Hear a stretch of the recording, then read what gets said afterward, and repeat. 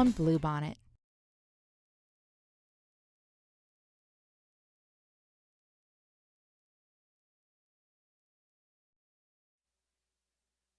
This is SportsCenter. I'm Christine Lisi. Frank Reich's head coaching tenure in Carolina lasted less than one season. The 1-10 Panthers, winless in 6 road games and headed toward a 6th straight losing season, fired Reich. It's the 3rd time they fired a coach midseason since 2019. First Take co-host Shannon Sharp. You can't just keep firing coaches, because you're going to keep getting the same results over and over and over again. You're going to have, and because you gave up so much to get this, you're going to have to really hit on the guys that you do select in the later rounds. Yeah. They're going to have to knock it out the park. And you're going to have to overspend in free agency, because you always have to overspend in free agency. Carolina also fired assistant head coach, running backs coach Deuce Staley, and quarterbacks coach Josh McCown. Special teams coordinator Chris Tabor takes over as Panthers interim coach. According to Giants GM Joe Shane, their expectation is that Daniel Jones will still be their starting quarterback when he's healthy. They do, however, need to address the position, as Jones' recovery from a knee injury could take up until the summer or beyond. An MRI showed no structural damage or fractures to Tampa Bay quarterback Baker Mayfield's injured right ankle. Hey, it's Evan Cohen. It's Giving Tuesday, and ESPN Radio will celebrate ESPN's commitment to funding critical research to find a cure. It's unsportsmanlike Tuesday morning right here on ESPN Radio, ESPN2, and ESPNU.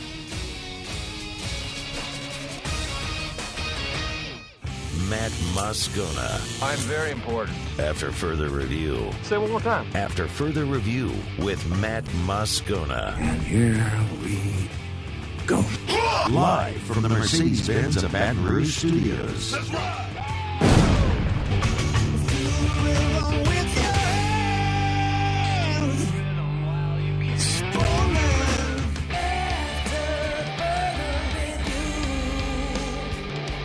And off we go. Welcome aboard. Glad you're with us. It's AFR, presented by Relief Windows. I'm Matt. This is Shaq O'Neal, and I hate Matt. Paul O'Neal. They're chanting Paul O'Neal's name. You so. And Mr. Toby Tom Play.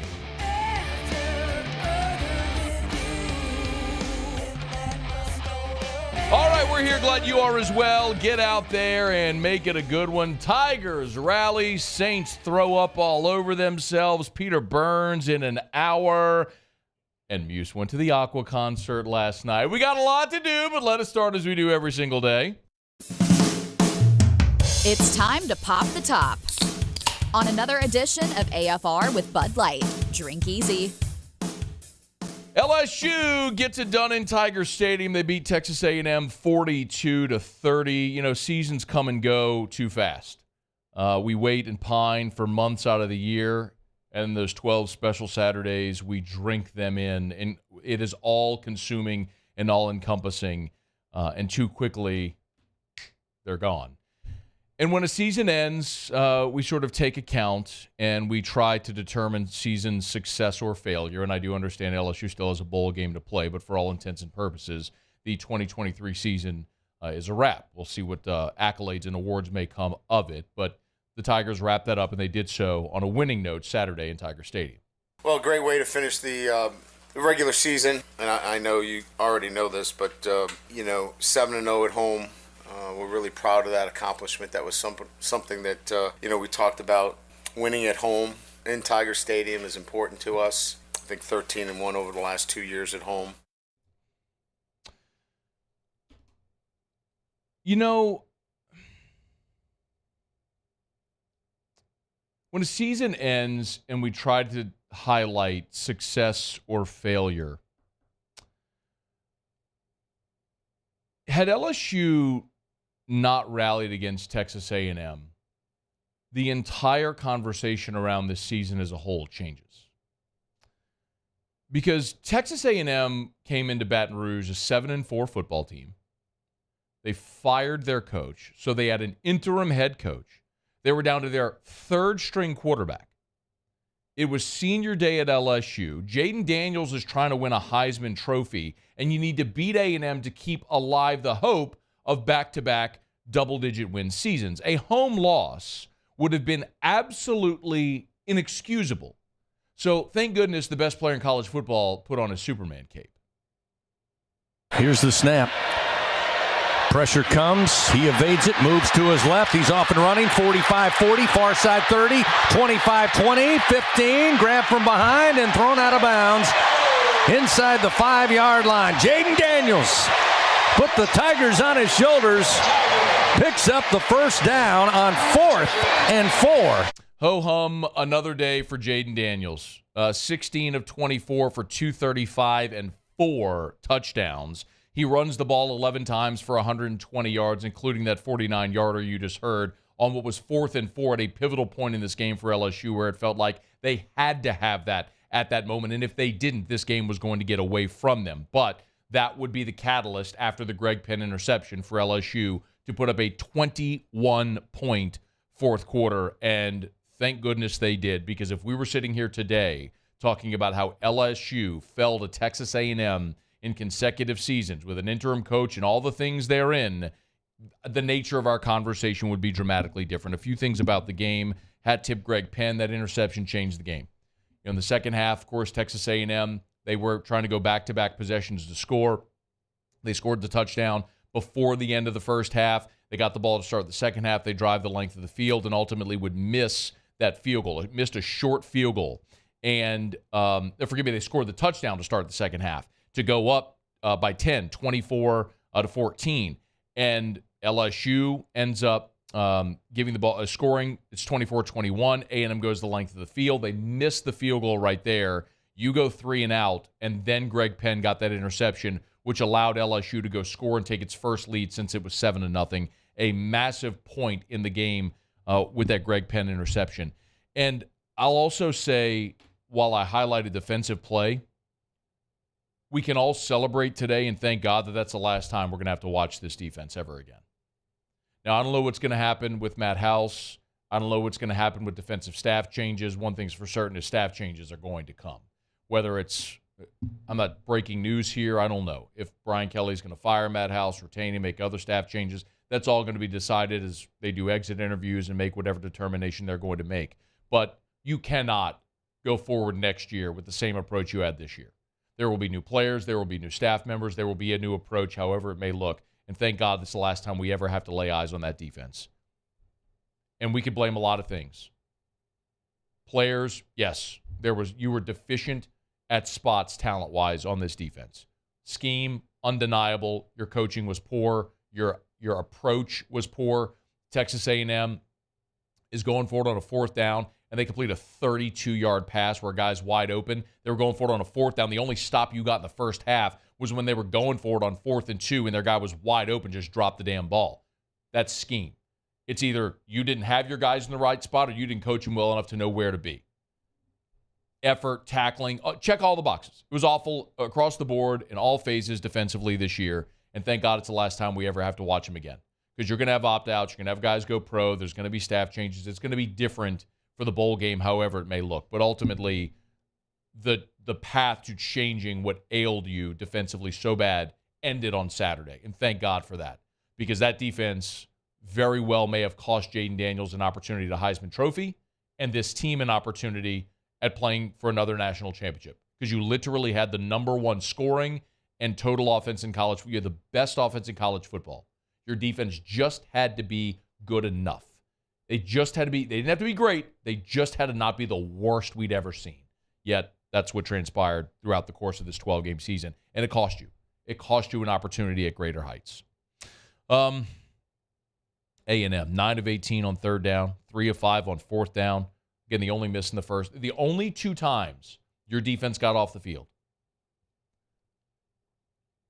The 4th and 2 with the drop pass, and then when they went forward on 4th down at the end of the game. Those are the only times you got stops on 4th down. If you don't laugh, what else are you going to do? Brian Kelly after the game was asked about staff changes and what may come. Here's what Brian Kelly said on evaluating the staff and potential changes. Every year there's going to be an evaluation. I evaluate what I've done, and I have to look at, as the leader of this program, how did I lead this year? So it starts with me. And then I'll evaluate all of our coaches and, our support staff as well. Everybody is part of this evaluation process. Our players will be evaluated this week, and then I'll go through a lengthy evaluation process of our entire staff, not just the coaches, but the entire support staff as well. The ultimate goal here is to win championships, but I also know that the development of this program is still ongoing, and that's an important piece in this evaluation process as well. So if you follow that timeline, Brian Kelly said he'll evaluate the players this week, and then after that, a lengthy evaluation of the staff. For whatever it is worth, the transfer portal opens on December the 4th, so this coming weekend, transfer portal opens officially. If you're going to make changes, you might want to do it in a prudent manner.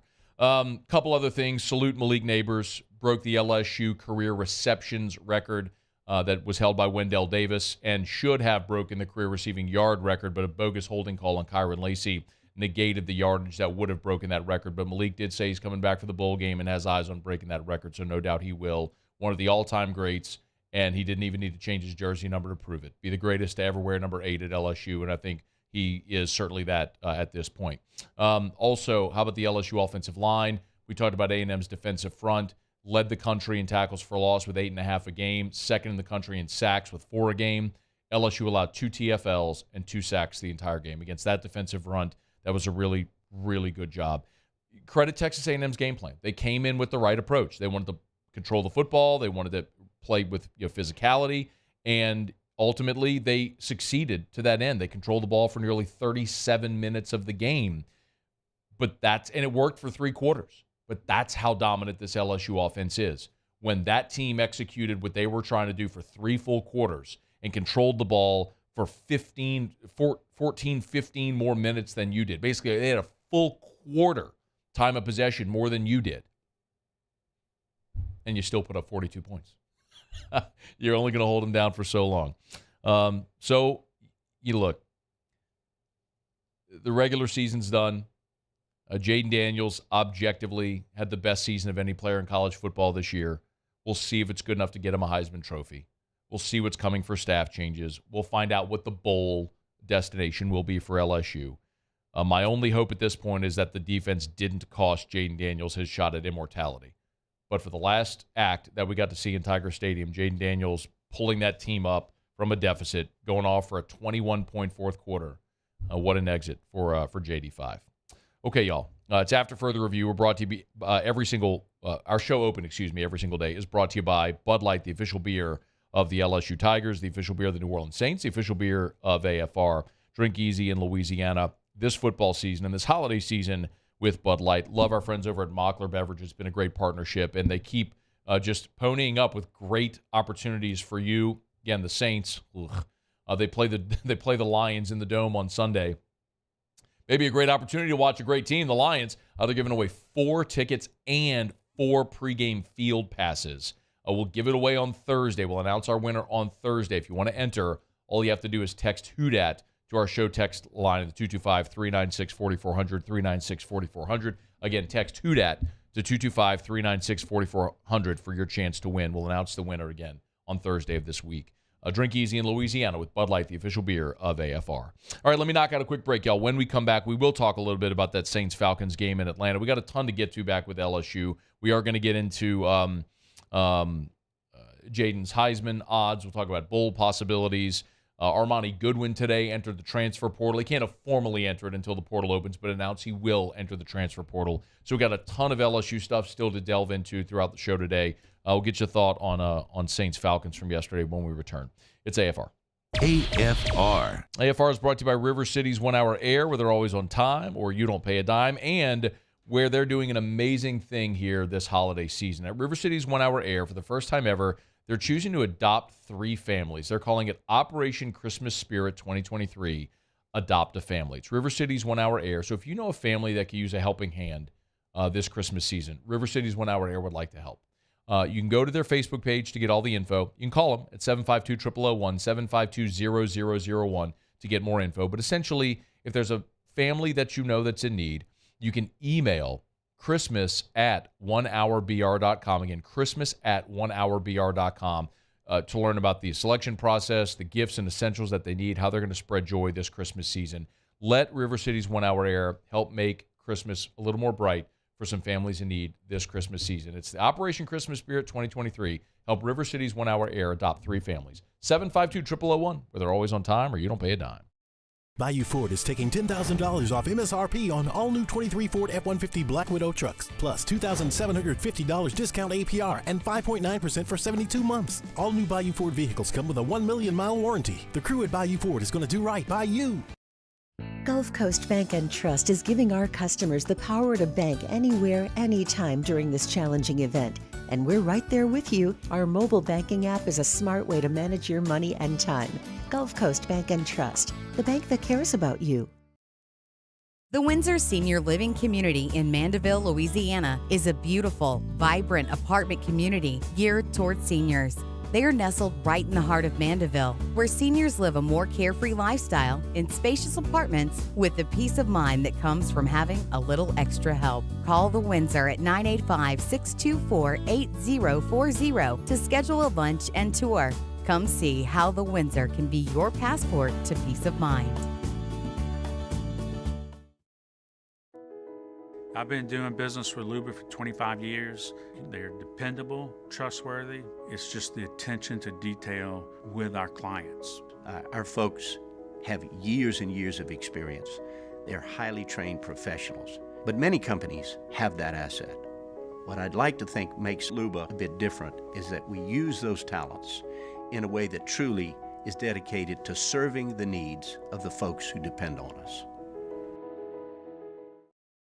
Dylan Cruz here to tell you about Six Rings Baseball and Softball Camp. If you live on the North Shore and play ball, go to Six Rings Camps with former LSU assistant coach Dan Canaveri. His knowledge is second to none, and your child will improve and have fun doing it. Camps were held at Coquille Park and Six Rings Academy in Covington with 4 sessions over the summer. Full day and morning only sessions are available from ages 7 to 13. Go to sixringsbaseball.com or call 985-206-9096. Learn the game to love the game.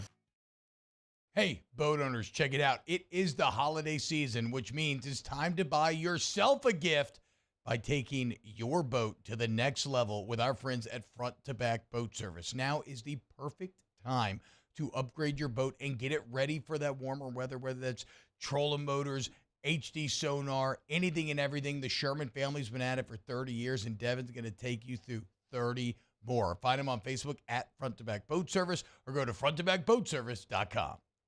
Gulf Coast Office Products is a nationally recognized Savin office equipment dealer based right here in Louisiana. Over 100 employees strong, Gulf Coast has the boots on the ground to support all vertical markets from education, engineering, legal, and finance. With the latest in office technology from desktop to production segment units, Gulf Coast and Savin have the perfect fit for you. Call 225-756-2644.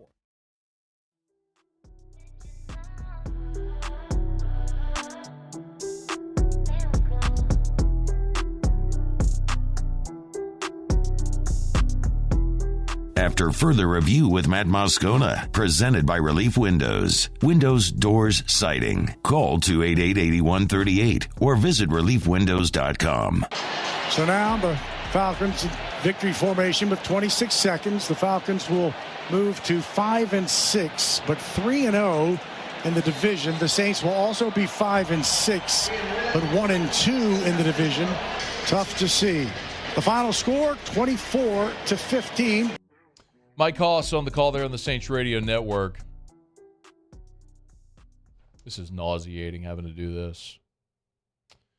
Saints lose in Atlanta 24-15. With about 24 hours since the game went final, it's given me a little time to think about this game.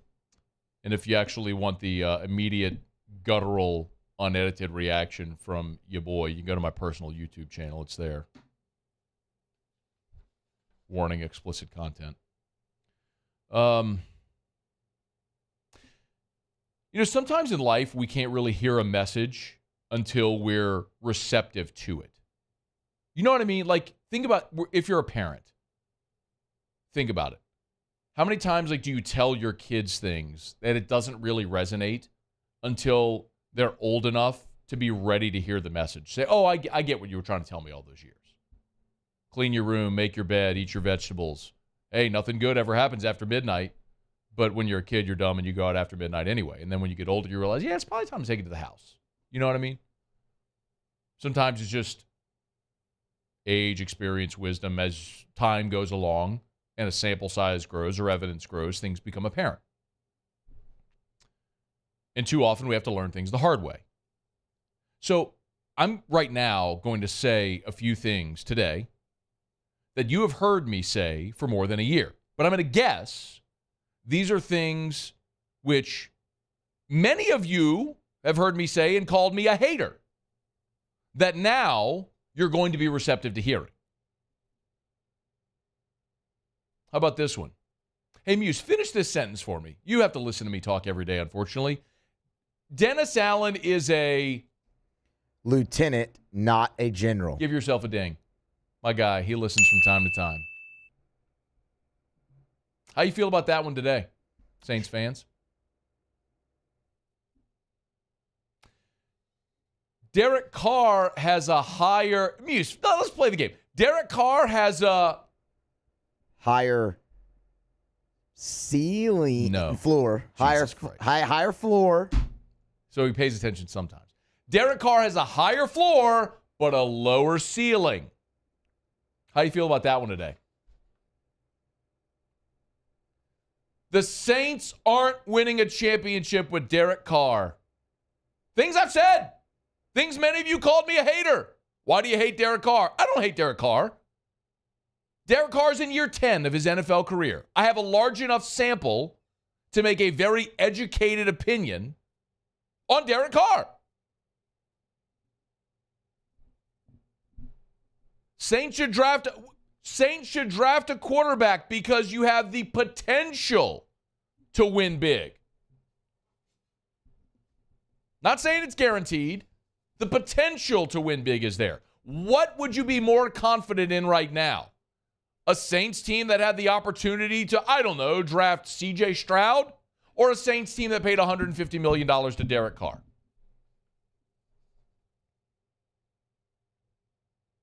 The Saints are desperately trying to recreate what was instead of focusing on what could be. All things that I've said now for more than a year. And all things that have had many of you crapping on me. That's okay. I'm not offended by it. You're fans, just like I am. The Saints are part of my core, part of my fabric, part of my being. I want them to be great, always. I live and bleed and die with them like you do as well. I just get paid to give you honest opinions. So I have to look at it through a prism of someone giving you an honest opinion and not someone who's just a diehard fan. All these things. Are you ready to hear them now? Because Derek Carr is in year 10 in the NFL. And in his previous 9 seasons, he made the playoffs once. And you can blame the organization. You can blame the coach. You can blame the owner. You can blame all that stuff. You know what else I know? Joe Burrow went to a crap organization that was nicknamed the Bungles. And in year 2 had him in the Super Bowl. Let's get real. Transcendent quarterbacks make their teams and their organizations better. Derek Carr is not one of them. He is making you worse. You are not getting an ROI. You gave that man $150 million. Are you any better today than you were with Andy Dalton? And the answer is unequivocally no. I mean, I could go on and on and on, y'all. You probably get the point now. Guessing many of you understand.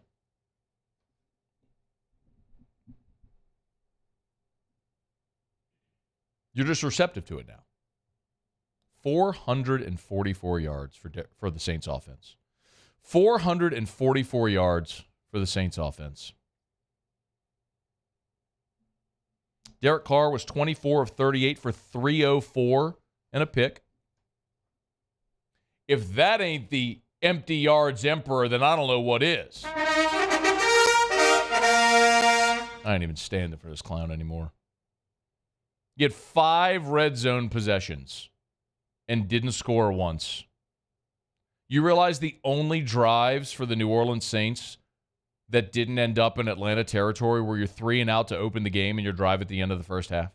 That's it. Every other drive you went into Atlanta territory, and you kicked 5 field goals.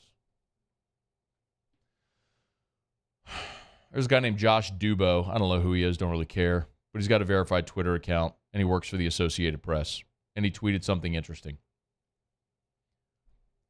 The Saints have scored 3 touchdowns on their last 32 possessions.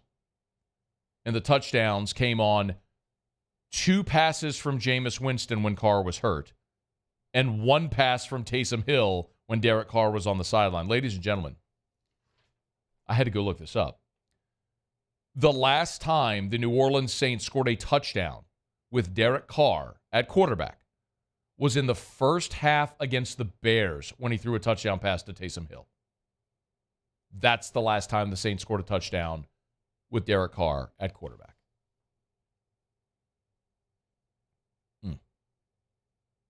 And you know the crazy thing, too, is your division is so heinous that you're still not out of it. DraftKings has Atlanta plus 130 to win the South. The Saints are plus 120.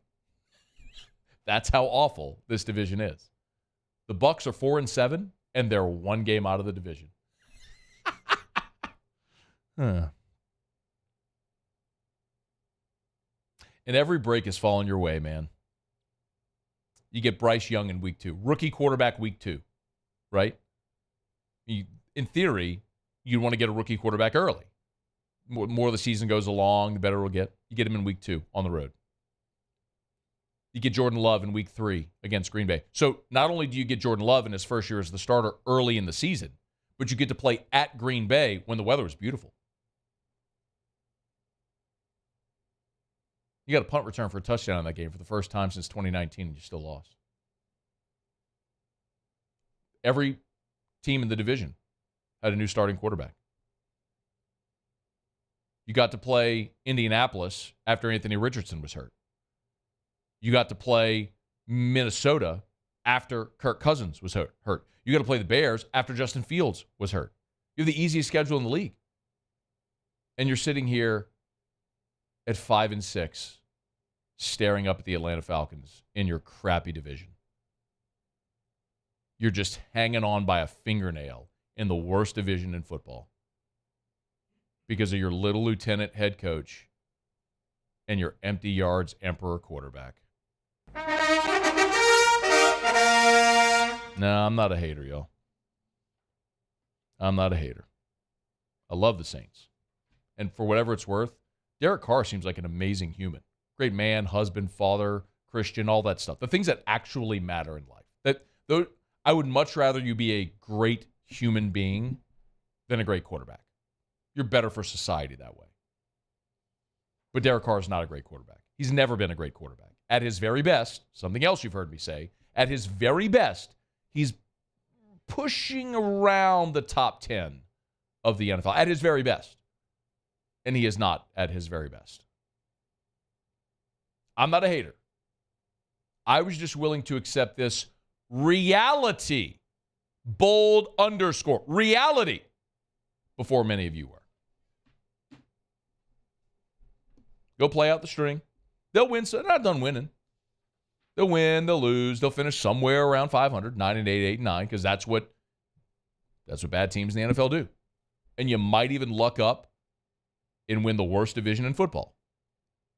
And if you do, you'll lose in the first round of the playoffs, and maybe that'll give your ownership a false sense of security, like you're going in the right direction because you made the playoffs. But if you are actually willing to accept the reality is clear. This franchise is backsliding. They are no closer to being a championship team today than they were the day Sean Payton walked out the door. And I'm not saying bring back Sean Payton because those days are gone. He's never coming back. That's not what I'm saying.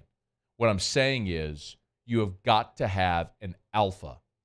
You have to have the tip of the spear, the head of the snake. You've got to have the guy that is the unquestioned head of your organization. The Saints don't have it. They're a leaderless army. That's why they fold in key situations.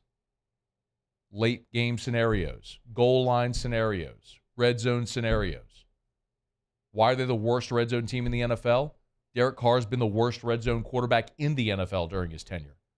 That's not me being a hater. That's objective fact with a 9-year sample. This guy struggles in the red zone. It's what it is. Execution, decision-making, whatever. He can't do it. And it's not going to improve. So play out the string. Go lose to Detroit at home. Maybe you beat Carolina because everybody beats Carolina. Maybe you slip up and find a way to win a bad division. But the reality is, and everyone should accept it at this point, that you missed with your head coach. You wasted a big pile of money on Derek Carr. And you've got to change those two things this offseason. You have got to fire Dennis Allen, and you've got to bring in a rookie quarterback because it's the only way around Derek Carr's contract. You guaranteed him $100 million of the $150. You can't off-ramp until 2026. So you're financially committed to Carr for 3 years. So make him the most well-paid clipboard holder in the NFL next year. Draft your franchise quarterback for the first time since Archie Manning and see if you can get this thing going in a different direction. Because with this crew, it's not happening. All right. I was way more tame than I thought I was going to be. I thought I'd end up yelling. Tell me you didn't think I was going to end up yelling. I expected the red face rant. For sure. Maybe it's just because I've just accepted this for so long. Yeah. And it's just manifesting to a point to where you all see it. I ain't pissed off about it anymore. It's what it is. The only thing I'm pissed off about is that Gail Benson won't acknowledge it and do something about it. Hopefully that's coming. All right. Monday show is brought to you by Relief Windows. Let me know, I got a quick break. In lieu of our traditional around the SEC, when we come back, I want to talk about Texas A&M and Mississippi State, their head coach and hires. We'll get to that next on AFR. AFR. AFR is brought to you by Glow Resources and glowresources.com, GLO, glowresources.com. Glow Resources, they are complete employer solutions. That's because unlike, temp staffing agencies, Glow Resources isn't seeking out, candidates en masse. Glow Resources works for you, the business owner. So if you are a business owner and you're having trouble hiring in a hiring market, let's be honest, that since COVID has been really difficult, Glow Resources can help. Every order with Glow is specific. Every order they will seek individuals to meet the exact criteria that you, the client, are seeking. If it's civil construction, they're big in the maritime industries, service companies, even appliance companies. They have a professional placement division. So if you're looking to hire managers, local and all over the world, it's Glow Resources. Check them out online at glowresources.com. That's glowresources.com. Complete employer solutions. glowresources.com. I've been doing business with Luba for 25 years. They're dependable, trustworthy. It's just the attention to detail with our clients. Our folks have years and years of experience. They're highly trained professionals, but many companies have that asset. What I'd like to think makes Luba a bit different is that we use those talents in a way that truly is dedicated to serving the needs of the folks who depend on us. Electricity is all around us, and our families depend on it. Every day is sparked by the power of a cold drink or a warm meal, a movie night, and a comforting light at the end of a dark hallway. From sunrise to sunset, playtime to bedtime, our team is ready to take care of your electrical needs. Even in the case of an after-hours emergency, the light in your life shines brighter with Mr. Electric.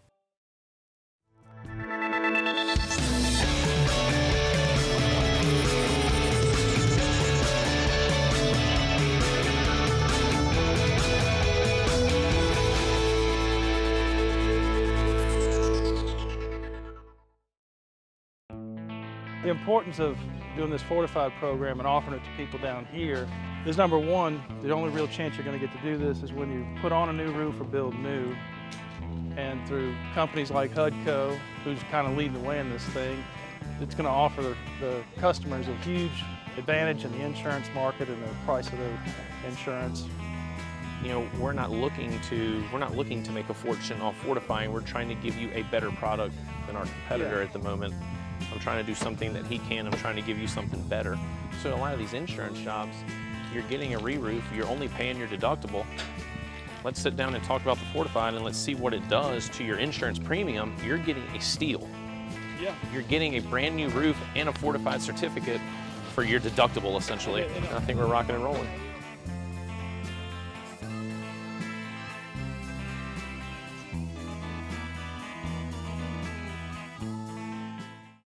Dylan Cruz here to tell you about Six Rings Baseball and Softball Camp. If you live on the North Shore and play ball, go to Six Rings Camps with former LSU assistant coach Dan Canaveri. His knowledge is second to none, and your child will improve and have fun doing it. Camps were held at Coquille Park and Six Rings Academy in Covington with 4 sessions over the summer. Full day and morning only sessions are available from ages 7 to 13. Go to sixringsbaseball.com or call 985-206-9096. Learn the game to love the game. Hey, boat owners, check it out. It is the holiday season, which means it's time to buy yourself a gift by taking your boat to the next level with our friends.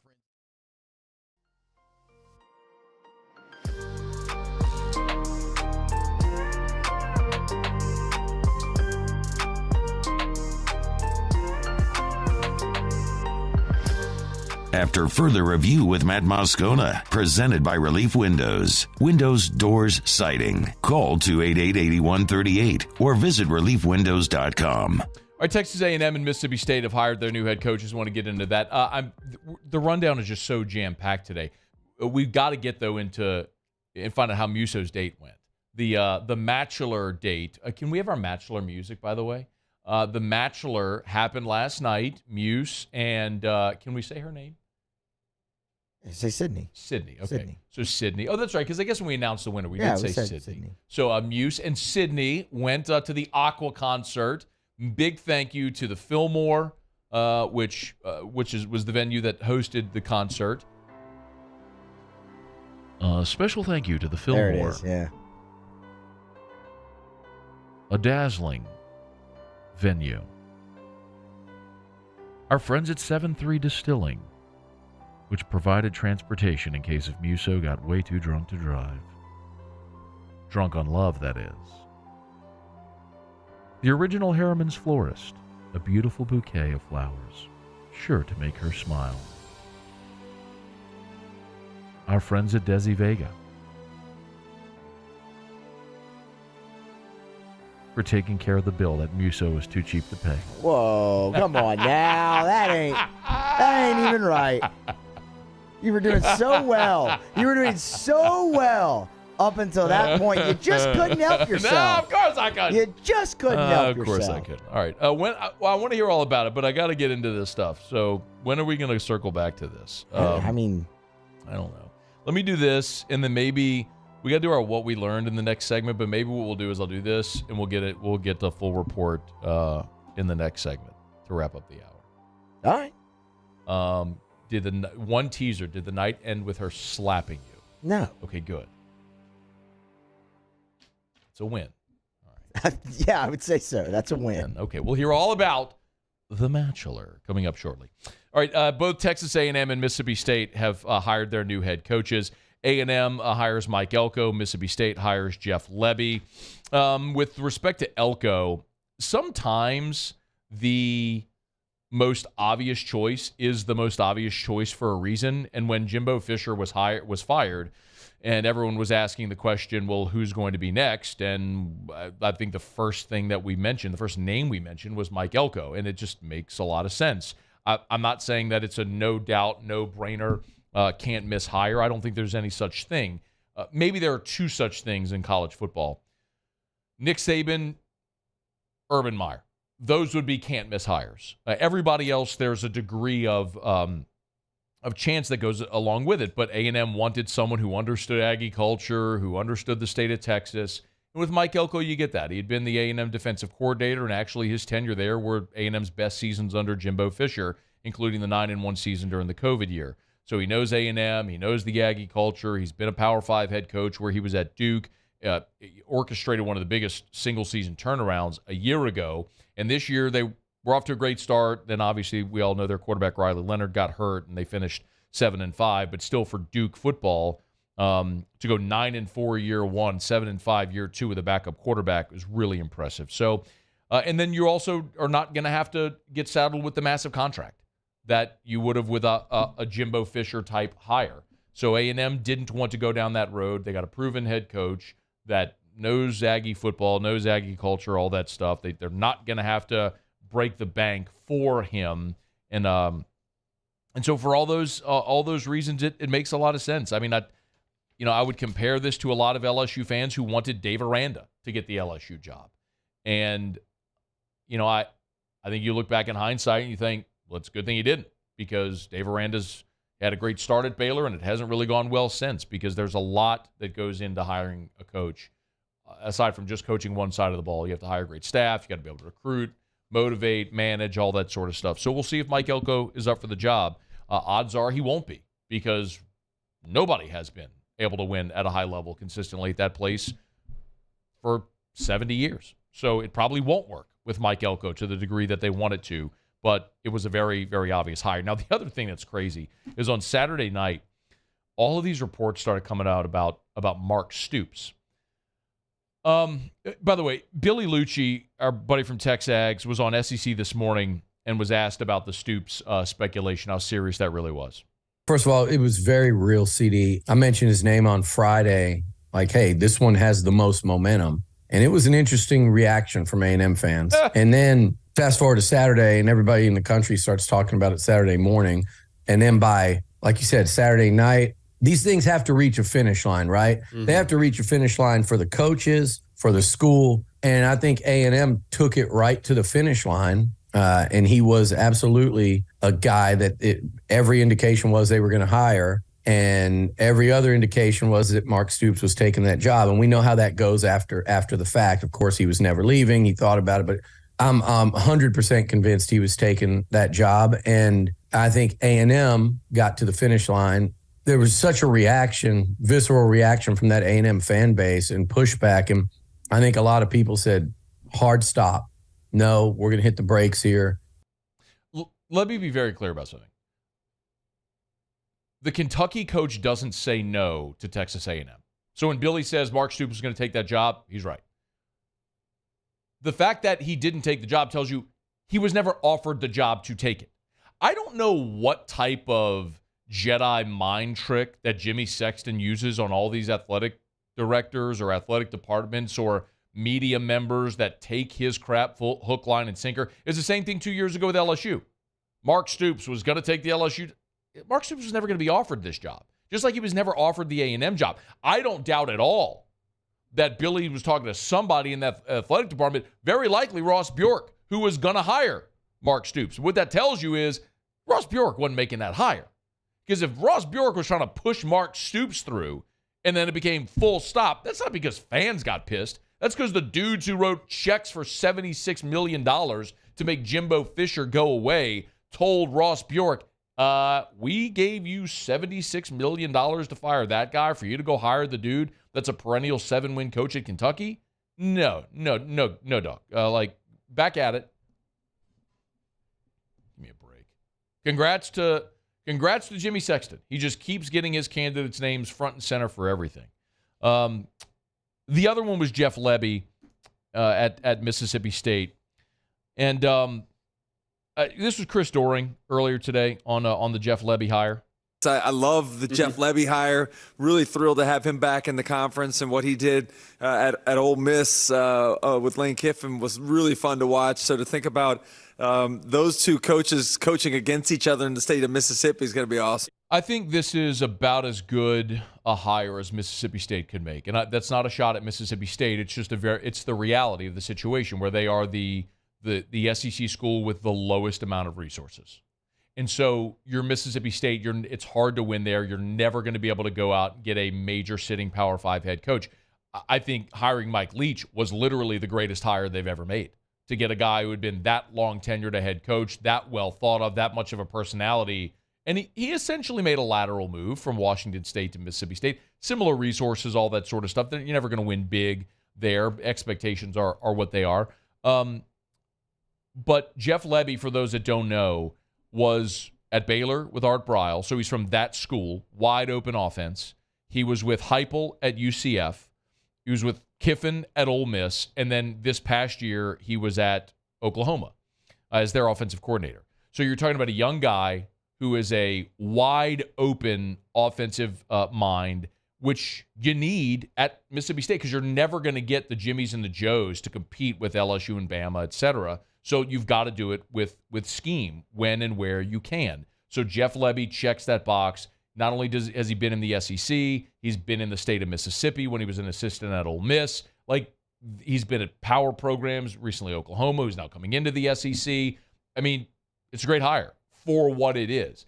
I'm not telling you that if you're LSU, Jeff Lebby would have been a great hire. You would have wanted someone like Brian Kelly, who's a more proven head coach at a major program. But for Mississippi State, Jeff Lebby is honestly about as good as you could hope to do. And if you look at Jeff Lebby, you probably, if you're Mississippi State, what happens is he does really well for 3 to 5 years, and he's off to a major Power 5 job. That's probably how this goes. That, or he craters, crashes, and burns, and in 3 to 5 years, you're looking for another new head coach. But I think both programs did about as well as you could hope to do realistically in their situations. All right, it's After Further Review. Around the SEC is brought to you by Gulf Coast Office Products. Shout out to our guy, Trey Beal, and our friends at Gulf Coast Office Products. You know where to find them, gcopnet.com. Baton Rouge, New Orleans, North Shore, Lafayette, and online at gcopnet.com for Gulf Coast Office Products. Okay, Peter Burns in 15 minutes from right now. We'll knock out a quick break. Muse, Paulie, and I always do our What We Learned when we come back from the football weekend. We'll do that when we continue next on AFR.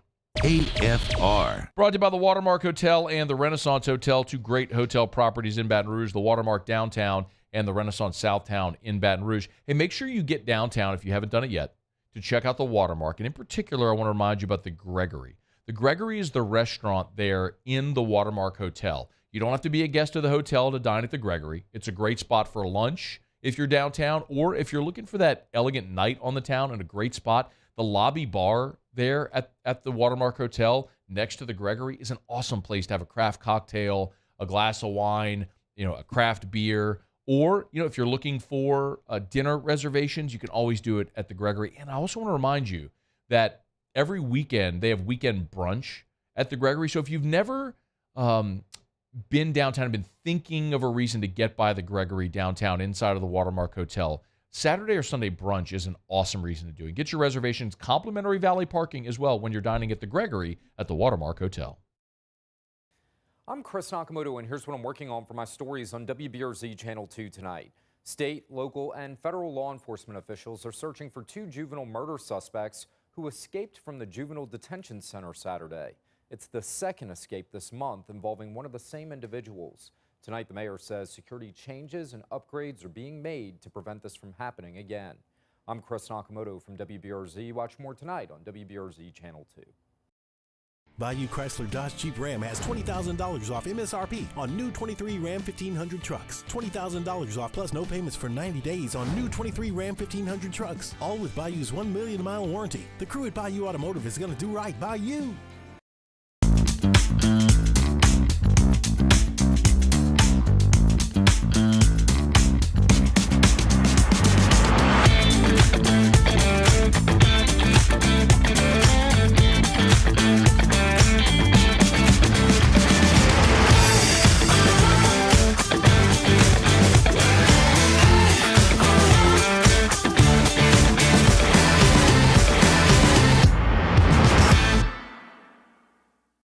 I'm Tom Granick with Go Martin, Wardo's Po' Boys in Natchez, Mississippi.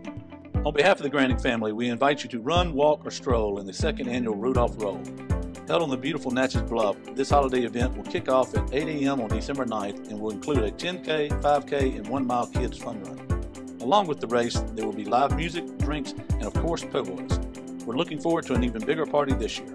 For more information, please check out the link on Wardo's Facebook page or scan the QR code.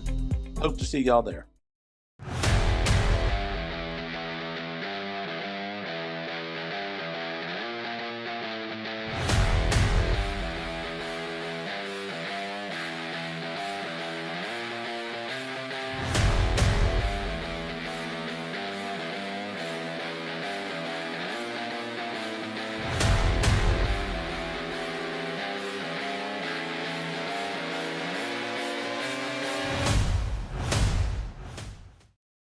Electricity is all around us, and our families depend on it. Every day is sparked by the power of a cold drink or a warm meal, a movie night, and a comforting light at the end of a dark hallway. From sunrise to sunset, playtime to bedtime, our team is ready to take care of your electrical needs. Even in the case of an after-hours emergency, the light in your life shines brighter with Mr. Electric. At Relief Windows, we're more than windows. We're windows, doors, hardy plank, and vinyl siding. But our number one product is always customer satisfaction. Visit us online at reliefwindows.com.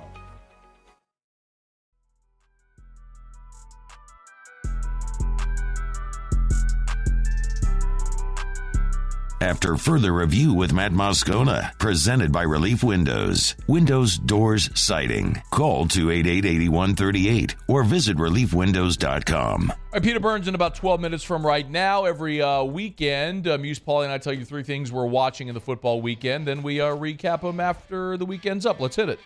We watched. Now let's review. Muse, hit me with your 3. Yeah, so Clemson, South Carolina, wasn't a pretty game. Neither quarterback played well. Defensive struggle. Clemson got it done. South Carolina misses out on a bowl and doesn't cash that win total. Steelers, Bengals. New OC for the interim OC, I should say, for the Steelers. No Joe Burrow. This game was hideous. But, hey, the Steelers outgained their first opponent of the year, and they won. The Bengals are probably going to crater with Jake Browning. That was one of Otter's picks on Jimmy Out's Football Sunday. It was the Steelers. Give it to him. Boom. Our guy. And then finally, NC State, North Carolina. The wrong team was favored in that football game. NC State should have been favored at home. Cashed that ticket. It was beautiful. And they completely destroyed North Carolina. All right. Swoosher. Paulie, what were your 3? My first one was Florida State, Florida. This was also a pretty bad game. Tate Rodemaker, he is definitely not, drawing a blank. Jordan Travis. Yeah. Got him. Not the same person. Nope, they're not the same person. Florida State Different did people win the altogether. game. Yeah. Florida State did win. Curious to see if they'll actually get in the playoff. My other one was Jaguars, Texans. This was a pretty good game toward the end. It came down to a final field goal attempt that the Houston Texans would miss to force overtime, so the Jags would win. They take control of the AFC North? No. Wow. South. Sorry. Paul, you all right, bro? Yeah. And then my last one was Ravens-Chargers. This was a beatdown. The Ravens are good. The Chargers are terrible. Justin Herbert. I almost said Justin Fields there. Justin Herbert, 1 touchdown. Chargers lost, 3 fumbles. It was terrible. I was watching the 2 rivalry games in the Pac-12 to see if it would shake up the college football playoff. Apple Cup almost did. Washington walk-off field goal to outlast Washington State 24-21. Not playing great football. By the way, we did have Washington State plus the 15.5. Civil War, we were watching that just to hope that Bo Nix threw up on himself. Unfortunately, he didn't. Played pretty well as Oregon blasted Oregon State. And then I was also watching the Giants and the Patriots just because they're the 2 worst offenses in the NFL. And boy, did that deliver. I saw a stat today where the Patriots are the first team since the merger to lose in consecutive weeks when holding their opponent to 10 points. It's incredible. Wow. Think about that. Since the merger. 1970. It's a long time. Belichick's got to be gone. Absolutely. All right, that's our what we learned. We're brought to you by the Aesthetic Medicine and Anti-Aging Clinics of Louisiana. I was there earlier today. You know, when you're on hormone replacement therapy, one thing you do is your every 6-month blood labs. So had my blood labs drawn, went over my blood labs today to make sure everything was okay, kind of keeping an eye on cholesterol, liver enzymes, a scotch elevated. Not surprising. It's football season. What do you expect? So in any event, if you want to look and feel like your younger self, they can help at the Aesthetic Medicine and Anti-Aging Clinics of Louisiana. Baton Rouge, Lafayette, and online at theantiagingclinics.com. That's theantiagingclinics.com. All right, Muse. Hit me with my Bachelor music. I got to hear how it went. Well, in the meantime, talk. Talk words. Well, I would rather you just talk words then. Just talk words. Yeah, we'll just talk words then. It went well, man. It was good. It was a really fun night. The Aqua concert was a really, really interesting experience. You're saying a lot without saying anything. You're being very nondescript. Well, I also have less than a minute to do this now, and you said tell me everything. That's not going to really work in a minute. More than a minute. What did she wear? It was this kind of like green dress. Was she beautiful? Yeah, she was very pretty. What did you eat? I had a steak at What did she eat? Desi Vegas. She had his New Orleans style barbecue shrimp. Did you all have adult beverages on the ride? Not on the ride. Oh, wow. Just at the concert. Yeah, just at the concert, man. Did you drink at dinner? Did not drink at dinner wow, either. Yeah, okay. yeah. So you were just going like, man, straight-laced just here. Kind of. How were the seats? The seats were really good. We were right up on the stage. VIP, right up on the stage there, basically. Did they play Barbie Girl? Of course. How did the crowd react? The crowd loved it. How did she react? She reacted about as you would expect. I mean, there wasn't much reaction from us all night on the songs. Did you know any other Barbie Girl? Any other Aqua songs? I did not. She knew one, and then there was a couple that they had played that she had researched. Was Aqua before. good? They were better than I thought they'd be. Actually, Will there pretty be good, a second date? Pretty good vocals. Yes, it feels like it. Okay, Absolutely. let's go. Peter Bird. That's how you get stuff done here, Muse. AFR. All right, we're brought to you by Pure Restoration. Mold Zero is now Pure Restoration. Pure-restoration.com. Tell you all the time, of course, if you have mold, Pure Restoration can knock it out in a more efficient and cost-effective way. I share the story with you because I think it's just the most obvious example. It was a 200,000 square foot building that had mold. Pure Restoration had it mold-free and reoccupied in 48 hours. They'll do it quicker, more effective, and more cost-effective than anybody else. It's Pure Restoration. Patented non-toxic dry fog treatment. Learn more about it at the website, pure-restoration.com. But remember, I want you to remember this as well. If you have odor, cigarette odor, pet odor, maybe it's a gym with all the sweat odor, Pure Restoration can come in, dry fog, and in half a day, you're back in odor-free. It's Pure Restoration. Pure-restoration.com. Online, pure-restoration.com. There it is, the extra mile, on the border of expected and extraordinary, for those willing to go further, like vans customized for work or play, with safety and tech to keep you connected, supported by a 5-star sales, service, and finance team, and backed by the 1-star you know. So go the extra mile. It's never crowded, because so few have what it takes to go there. Mercedes-Benz Vans. Was a humid day, barefoot children play, looking for that summer shade. Time just slips away. Oh, Louisiana, some kind of hold on me. Like cypress stumps, your roots are planted deep inside of me. I've been doing business with Luba for 25 years. They're dependable, trustworthy. It's just the attention to detail with our clients. Our folks have years and years of experience. They're highly trained professionals. But many companies have that asset. What I'd like to think makes Luba a bit different is that we use those talents in a way that truly is dedicated to serving the needs of the folks who depend on us. Gulf Coast Office Products is a nationally recognized Savin office equipment dealer based right here in Louisiana. Over 100 employees strong, Gulf Coast has the boots on the ground to support all vertical markets, from education, engineering, legal, and finance. With the latest in office technology, from desktop to production segment units, Gulf Coast and Savin have the perfect fit for you. Call 225-756-2644. That's 756-2644 for Gulf Coast Office Products.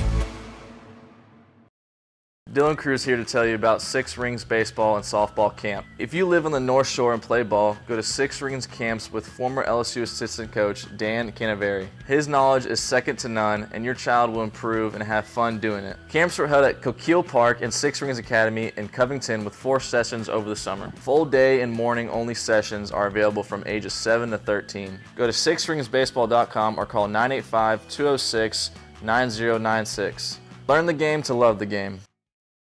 Hey, boat owners, check it out. It is the holiday season, which means it's time to buy yourself a gift by taking your boat to the next level with our friends at Front to Back Boat Service. Now is the perfect time to upgrade your boat and get it ready for that warmer weather, whether that's trolling motors, HD sonar, anything and everything. The Sherman family's been at it for 30 years, and Devin's going to take you through 30 more. Find them on Facebook at Front to Back Boat Service or go to fronttobackboatservice.com.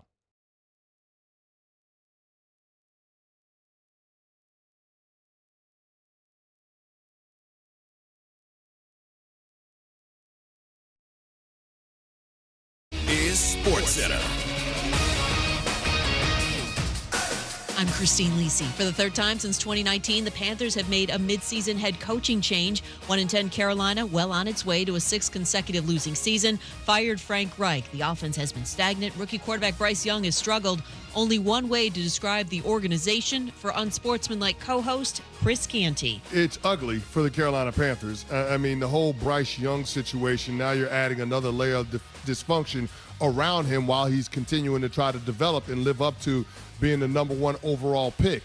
Carolina also fired assistant head coach, running backs coach Deuce Staley, and quarterbacks coach Josh McCown. Special teams coordinator Chris Tabor takes over as interim coach. Giants GM Joe Shane says the team still looks at quarterback Daniel Jones as their starter when healthy. They will, however, have to address the QB position in some capacity due to the uncertainty of when Jones will return from a knee injury. The recovery could take until the summer or beyond. An MRI showed Buccaneers quarterback Baker Mayfield did not suffer any fractures or major structural damage to his injured right ankle. The Raiders waiving veteran cornerback Marcus Peters one day after his benching.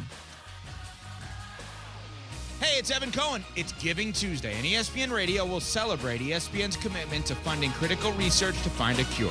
It's Unsportsmanlike Tuesday morning right here on ESPN Radio, ESPN2, and ESPNU.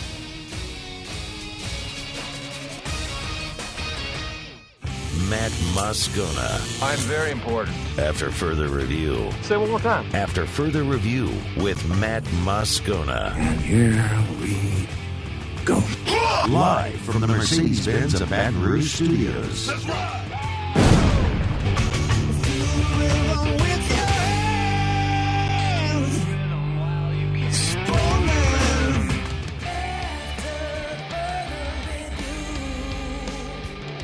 Hour 2, off we go. Welcome aboard. Glad you're with us. It's AFR presented by Relief Windows. I'm Matt. Love you, Matt. Paul O'Neill. They're chanting Paul O'Neill's name.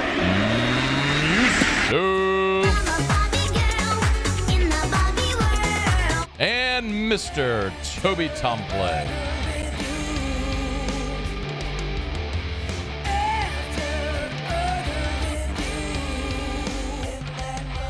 All right, we're here. Glad you are as well. Get out there and make it a good one. Talk some Jaden Daniels Heisman odds in the next hour. Armani Goodwin has entered the transfer portal. We'll get to that in 30 minutes from right now. Right now, though, joined by buddy Peter Burns of the SEC Network. Unsportsmanlike conduct. Number 11 of the defense, throwing the LSU player's shoe 20 yards down the field. I love that he was so specific. Like he stepped it off 20 yards down the field. BB, how are you, man? I'm doing good. The fact that the computer is running, you end up beating A&M. Jaden had a monster second half. Things are flowing right now. How did Muso's date go? Did that happen, right? We were just talking about it before the top of the hour. Can we turn Peter up at all? Can his mic up at all? Thank you.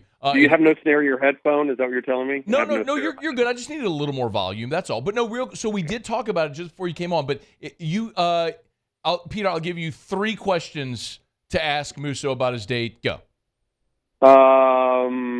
No, I don't want to ask SEC non-compliant questions. So, was there a kiss at the end of the night? That's all I want to know. No.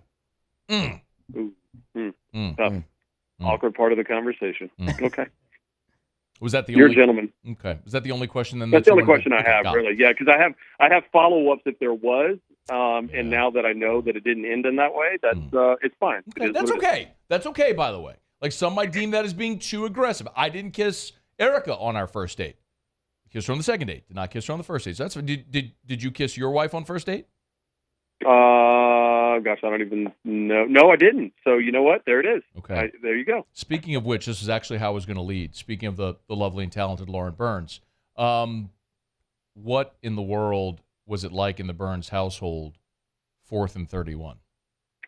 So she was out of town with friends, so I did not get a chance, and thankfully. But what had happened was with Thomas, my son, Tiger Joe, he's all in, right? So he is a diehard LSU fan, just like his dad. He's good.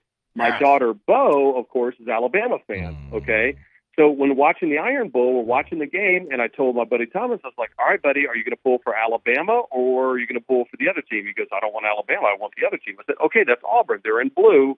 Just be prepared for it. And I don't know if you saw what I put on Instagram or Twitter. It is my little man had a meltdown. He had a meltdown. In fact, you should probably go out and, Musa, you can find it on my Instagram or Twitter page. You need to play it later because my man just went full-blown Feinbaum caller crying, not wanting Alabama to win.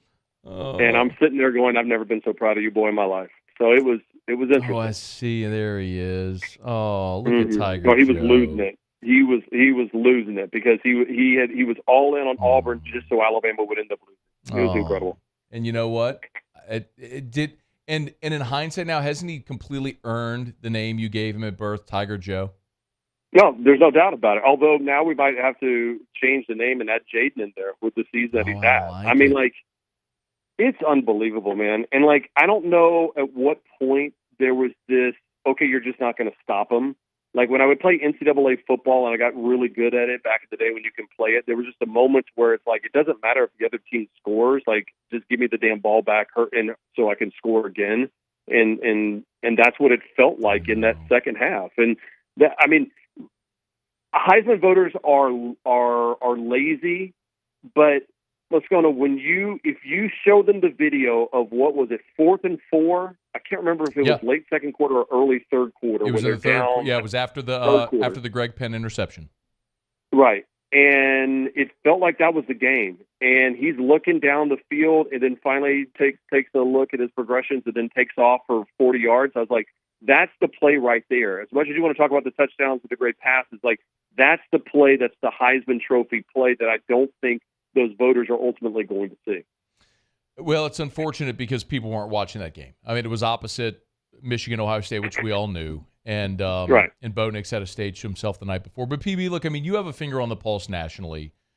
I mean, I can see what the betting odds are doing, but what do you think that voters will actually consider? I mean, is it, and I understand that it's not going to be the same for everyone. This isn't going to be sort of unanimous, but is it the best player, best team type deal, or is it the best player in college football, which is objectively Jaden Daniels? I mean, yeah. I mean, if you're looking at who is the best player, and I know that there's probably at least 25 to 30% of voters that maybe even more. I would say, let's say 50%.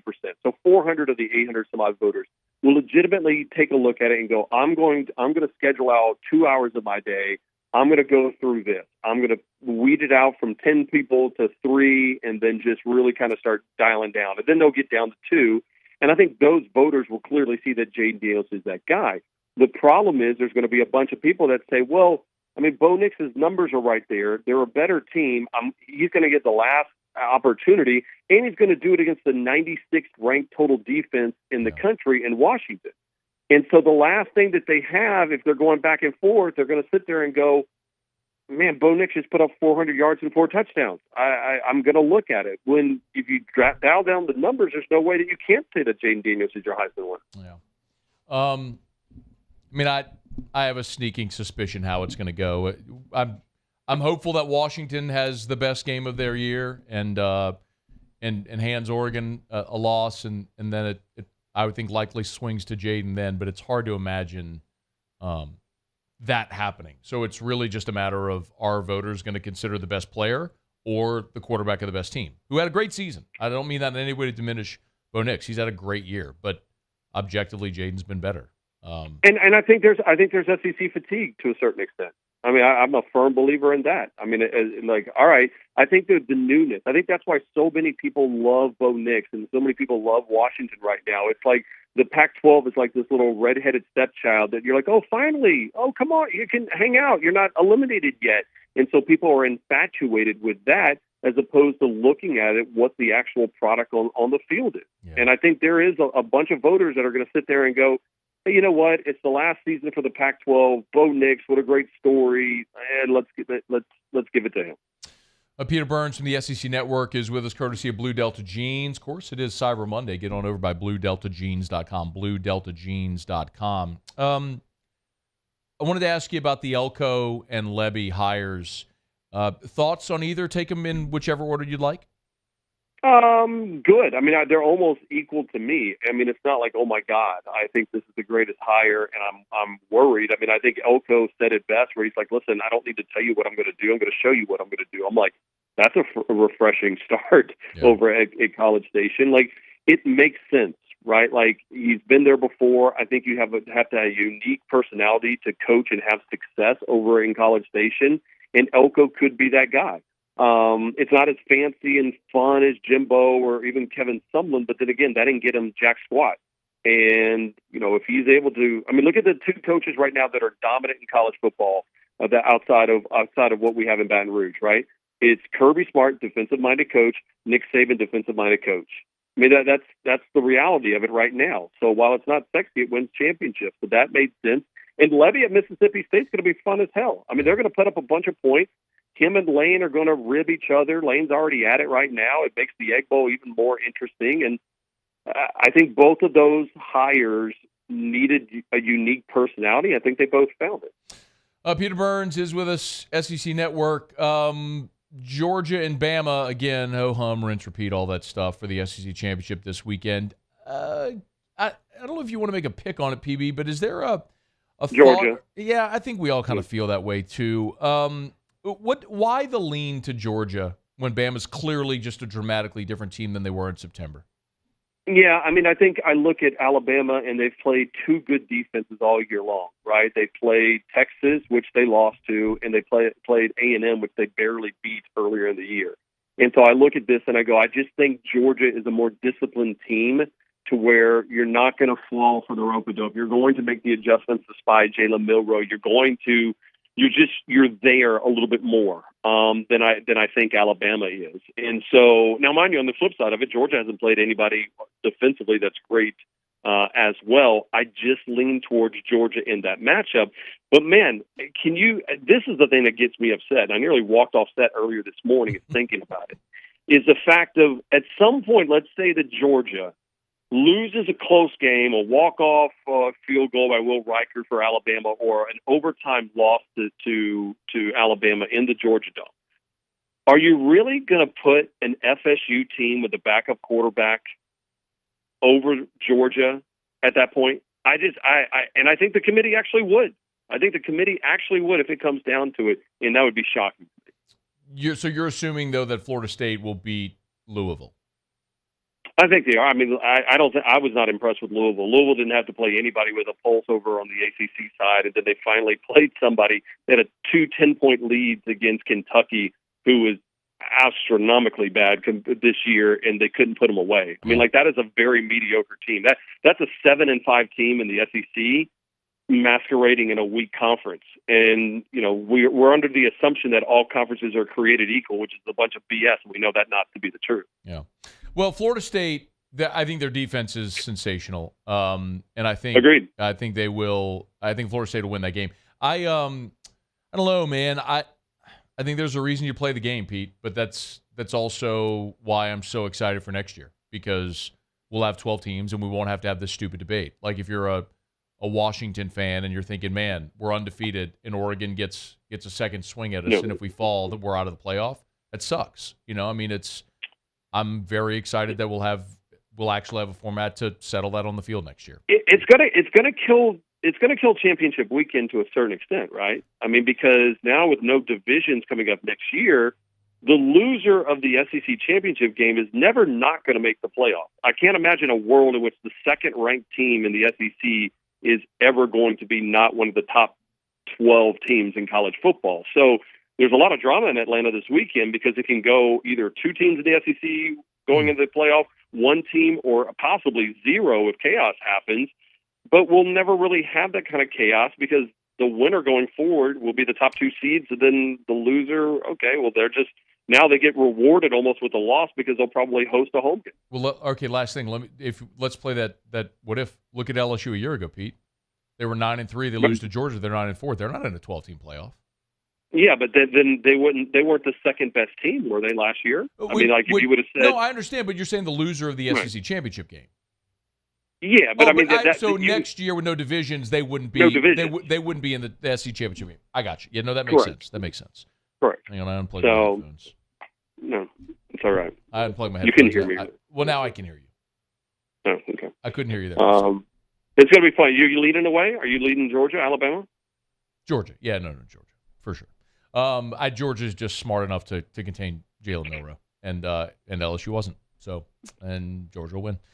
I just want to see Iowa. I want to see Iowa win, and I want to see Washington win. Give me those two things, and I will do whatever that needs to be done to the college football gods. I am an agent of chaos. I pull for chaos every single year. But Pete, the reason I pulled for chaos every single year was to get us to the point where you could no longer justify a 4-team, like you had to expand it, and we're there. So when we get to 12, I'll pull for chaos there and hope we get to 16. Eventually. God bless it. It's good for content. Blue Delta Jeans, BlueDeltaJeans.com. He's on Twitter at Peter Burns, ESPN. Y'all give him a follow. Thanks, PB. We appreciate you, man. See you, buddy. All right. Be good. That's Peter Burns. This is After Further Review. We'll knock out a quick break. Shake-up in the NFC South. Frank Reich got fired, and Larry Holder is going to try to weasel his way into winning a bet that he's already lost but won't acknowledge it. We'll talk about it next, AFR. AFR. Love telling you about Rouse's, the official supermarket of the New Orleans Saints. Rouse's.com, Rouse's.com. Or you can download the Rouse's app. Remember, when you download the Rouse's app, whether you're making groceries or you just need a few things from the store, they have curbside pickup and delivery options. So remember, you could use delivery or go to the Rouse's app, select your items, do curbside pickup. Your personal shopper will go pick out all of your items for you, and they'll bring it out to the car. Remember, if you spend $35, it's free service. Spend over $100 and use the code Saints20, Saints20, they'll give you 20% off, or you save $20, off of your order. It's at Rouse's. Download the Rouse's app today. Look, if you're making groceries, you need dinner for the family tonight, they got you covered over at Rouse's, the official supermarket of the New Orleans Saints. The bakery, the florist, they got the butcher shop in there as well. Grab and go hot and ready meals. It's Rouse's. This feels like home. Follow us on Twitter at 1045ESPN to cast your vote in the Citizens Bank and Trust Poll of the Day. Vote daily inside Off the Bench, live at lunch on Palmer. And after further review, Citizens Bank and Trust brings you the Poll of the Day via Twitter at 1045ESPN.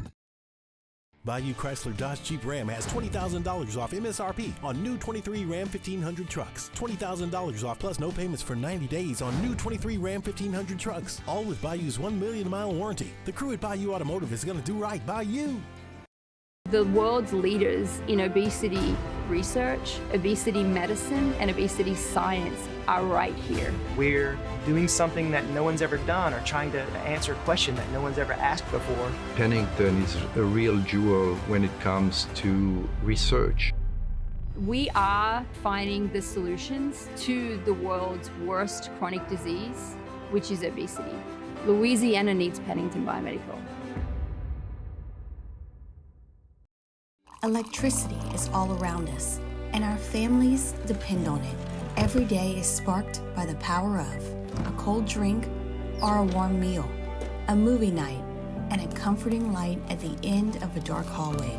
From sunrise to sunset, playtime to bedtime, our team is ready to take care of your electrical needs. Even in the case of an after-hours emergency, the light in your life shines brighter with Mr. Electric. I've been doing business with Luba for 25 years. They're dependable, trustworthy. It's just the attention to detail with our clients. Our folks have years and years of experience. They're highly trained professionals. But many companies have that asset. What I'd like to think makes Luba a bit different is that we use those talents in a way that truly is dedicated to serving the needs of the folks who depend on us.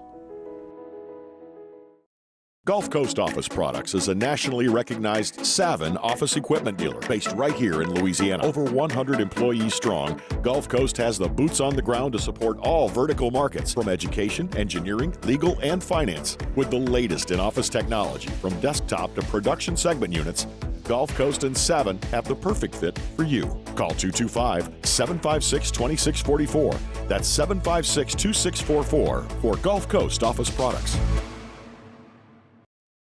Dylan Cruz here to tell you about Six Rings Baseball and Softball Camp. If you live on the North Shore and play ball, go to Six Rings Camps with former LSU assistant coach Dan Canaveri. His knowledge is second to none, and your child will improve and have fun doing it. Camps were held at Coquille Park and Six Rings Academy in Covington with 4 sessions over the summer. Full day and morning only sessions are available from ages 7 to 13. Go to sixringsbaseball.com or call 985.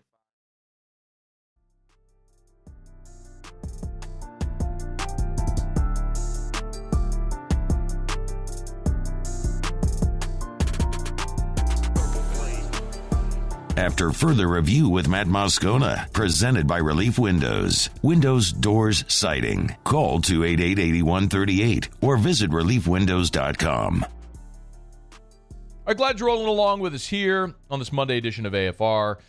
LSU beats Texas A&M. Did Jaden Daniels do enough to win the Heisman? We'll get to more of that in about 40 minutes from right now. We did recap the Saints' loss to the Falcons in hour number 1. If you want to check that commentary, it'll be up on YouTube. Just search After Further Review Saints on YouTube, and you'll see it there. It became a pretty bloody Monday in the NFL today and around all of coaching. But the biggest news is that the Panthers have fired Frank Reich just 11 games into his tenure there in Carolina. Here was Ian Rappaport earlier today on Good Morning Football with the news. This is all about the development of the quarterback, or I should say lack thereof, development of the quarterback. Bryce Young, the number 1 overall pick, someone the organization certainly believes in, wants to succeed, think is going to be a franchise quarterback, and it was just not happening under Frank Reich. So after a rough first season, Reich does not even make it through. He is now officially fired. For what it's worth, of course, the Panthers are 1-10. It's the worst record in the NFL. Frank Reich has the dubious distinction of being the first coach since the merger in 1970 to be fired in back-to-back seasons. How about that? He was fired last year in Indy and now fired. I tell you what, don't feel sorry for Frank Reich. It's good business to be in the fired coaching business. You get paid a lot of money to not work. So see what's next. And that's now 3 consecutive years in the NFL where a coach has been fired during his first season. 2 years ago, it was Urban Meyer in Jacksonville. Last year, Nathaniel Hackett in Denver, and now Frank Reich in Carolina. You know, you heard Rappaport there talk about the development of Bryce Young, which is obviously a big part of this, and it's been bad.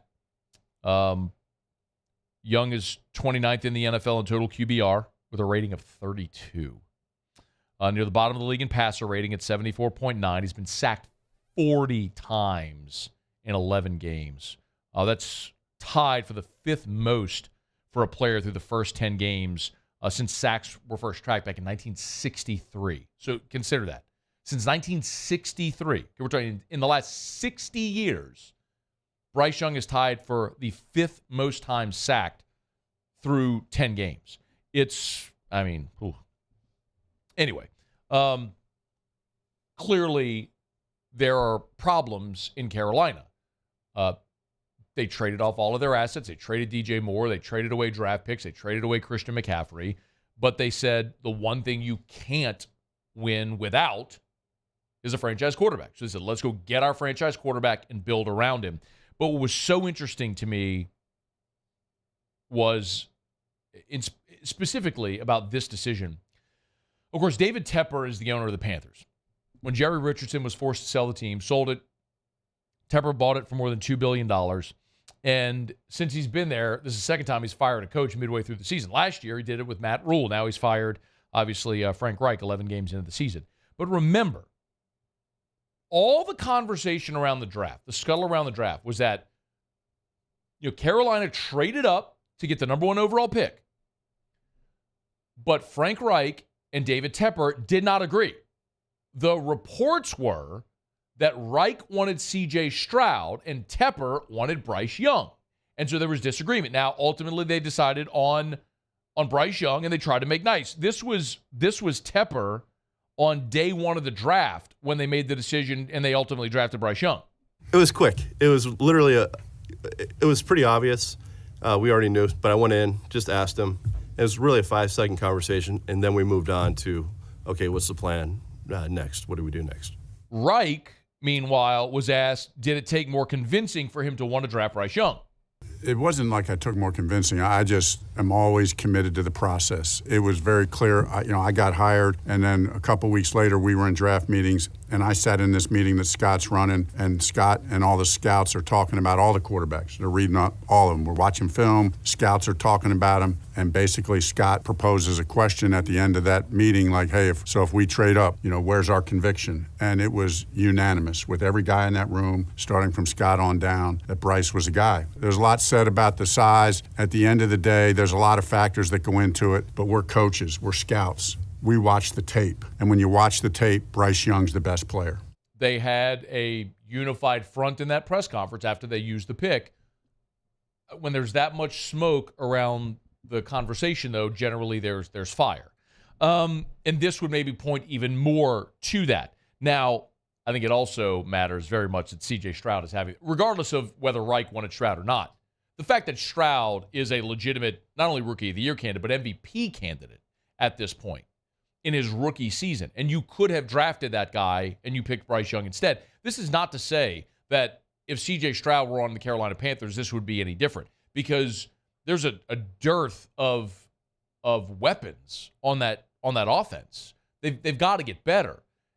And look, the Texans, they've made Tank Dell into a household name at this point. So, see, a lot of it is C.J. Stroud has been magnificent. But in any event, there was clearly animosity there to begin with.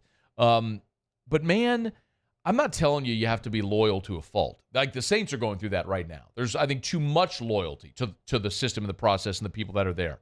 But instability can also be a problem as well. And David Tepper is showing that to be sort of his MO right now. There's a Twitter account from Front Office Sports, if you're not familiar with it.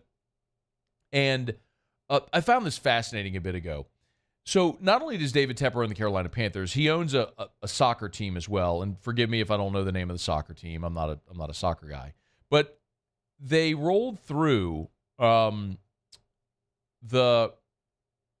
here's the tweet. David Tepper has owned the Carolina Panthers and the Charlotte Football Club for less than 5 years. He's fired a combined 5 coaches in that span. In December of 2019, he fired Ron Rivera. May of 2022, he fired Miguel Angel Ramirez, soccer. October of last year, Matt Rule. November of this year, Christian Latanzio. And then just now, Frank Reich. I mean, since he's owned those teams in 5 years, he's fired 5 coaches. So that's a guy that clearly is not willing to be patient with a coach. And it's a different type of approach. We'll see if it works, but it's created more instability around Carolina. And if you're a Saints fan, you love to see that because that's a team in your division. And as for context, the Jets, where's the stat? I have it. Hang on. Here it is. The Panthers now are assured of a 6th consecutive losing season since Tepper bought the team in 2018. Since then, the Panthers are 30-63. It's the second worst record in the NFL over that time period, second only to the New York Jets. That's some context. As bad as we know as a franchise as the Jets are, the only team worse than the Panthers during that stretch since 2018 are the Jets. So yes, keep suppressing the Panthers. Keep being very poor. They've got their franchise quarterback. Can they build around it? Can they get a coach that can nurture Bryce Young and build him for the Saints' sake? I hope not. But he's a good player, and we'll see if whoever is next can do what Frank Reich, they didn't feel, could do right now. All right, it's after further review. I do want to get to the Baker Mayfield story here in just a quick second. We're brought to you by Michelli Weighing and Measurement. Michelli.com, Michelli.com. You know where to find them online at Michelli.com. I always tell you, go to the website. It's a great resource to start when you go to Michelli Weighing and Measurement. There at Michelli.com. Hit the services tab at the top of the page, and you'll see all of the different not only the industries, but all the different services that they perform when you hit the drop down. If it's calibration, inspections and certificates, equipment and scale repair, scale installation, weighing systems, it's all there for you at Michelli Weighing and Measurement. And when we talk about calibration, from industrial scale calibration to all of your precision lab equipment, your measurement devices, They can help ensure accuracy, and accuracy means money. They offer ISO 17025 accreditation. It's Michelli Weighing and Measurement. Get them online at Michelli.com. That's Michelli.com.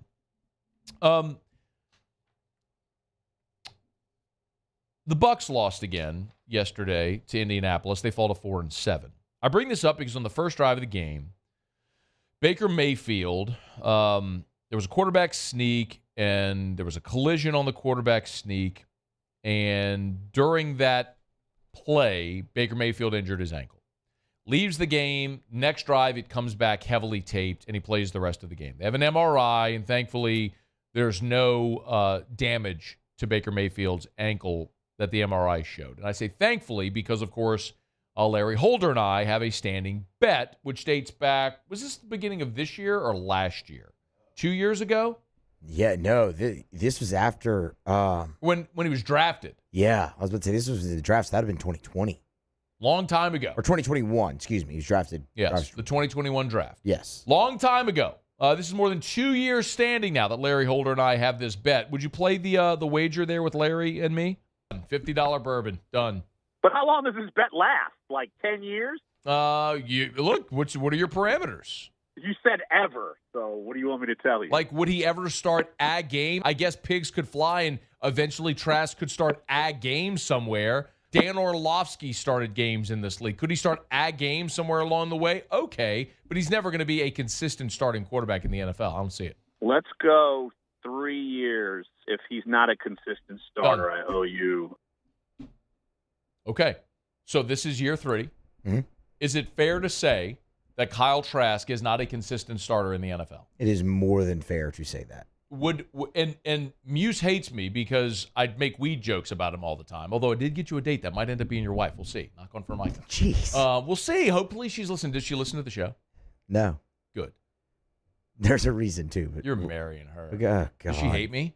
No, she doesn't hate you. Ooh. She's listened to Whiskey and Wine before. Does she like that?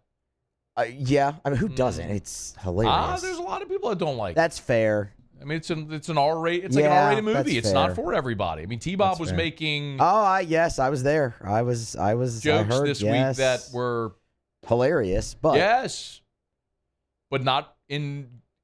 It's not. It doesn't suit everyone's taste and sensibilities. Yeah. It's in my stomach. There it is. Thank you. Why would you? Why would you? If you don't know what I'm talking about, I am not explaining it. Oh, if you care to Lord. know, go watch Whiskey and Wine from Saturday.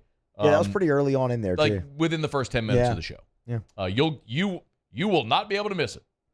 What were we talking about? Larry Larry's Holder bet. trying to weasel out of the bet. So, at this point, I think that we should call it. Like, it's over. But I'm fearful of the Mayfield injury because if Mayfield's hurt and Trask starts, Larry's going to try to claim he won the bet because that's who he is.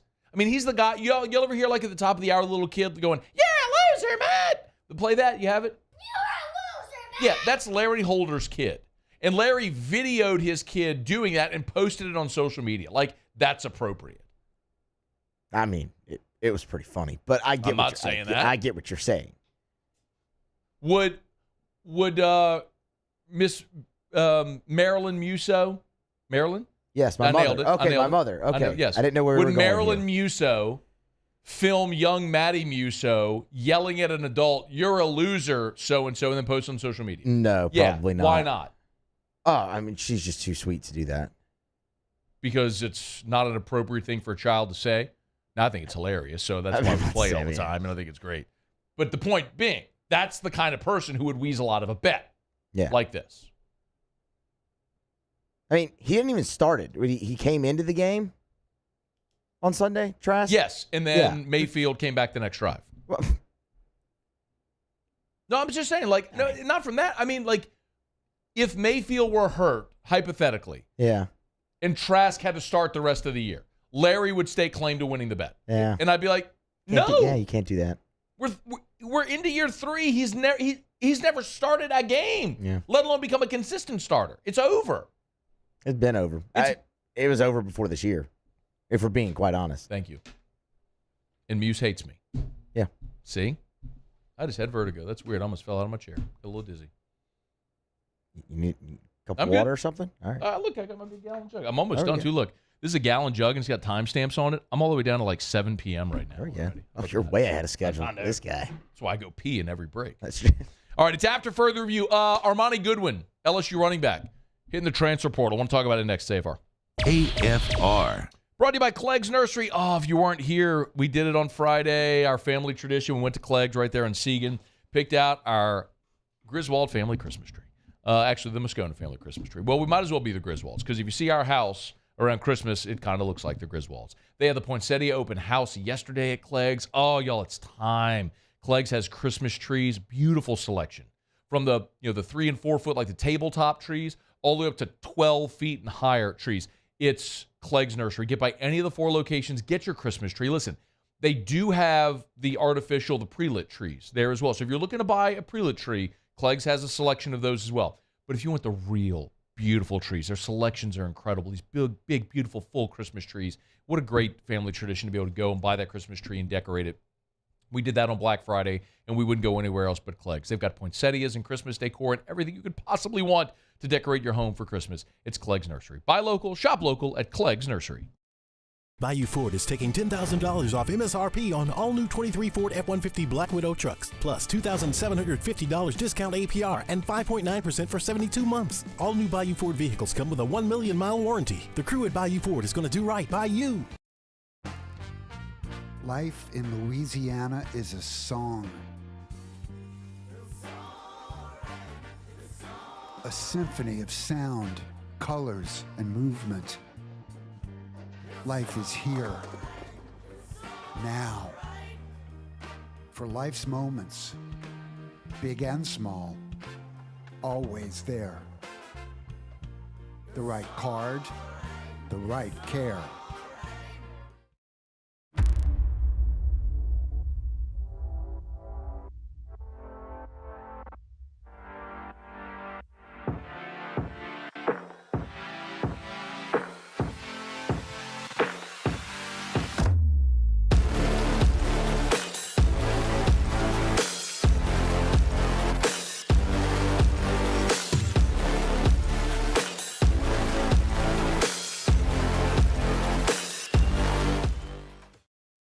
Hey, boat owners, check it out. It is the holiday season, which means it's time to buy yourself a gift by taking your boat to the next level with our friends at Front to Back Boat Service. Now is the perfect time to upgrade your boat and get it ready for that warmer weather, whether that's trolling motors, HD sonar, anything and everything. The Sherman family's been at it for 30 years, and Devin's going to take you through 30 more. Find them on Facebook at Front to Back Boat Service or go to fronttobackboatservice.com.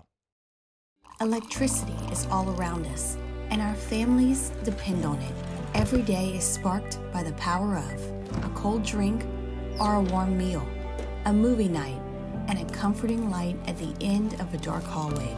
From sunrise to sunset, playtime to bedtime, our team is ready to take care of your electrical needs. Even in the case of an after-hours emergency, the light in your life shines brighter with Mr. Electric. I've been doing business with Luba for 25 years. They're dependable, trustworthy. It's just the attention to detail with our clients. Our folks have years and years of experience. They're highly trained professionals, but many companies have that asset.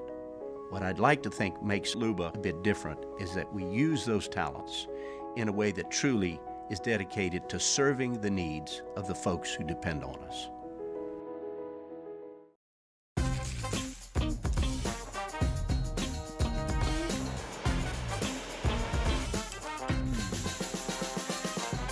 The best kept secret.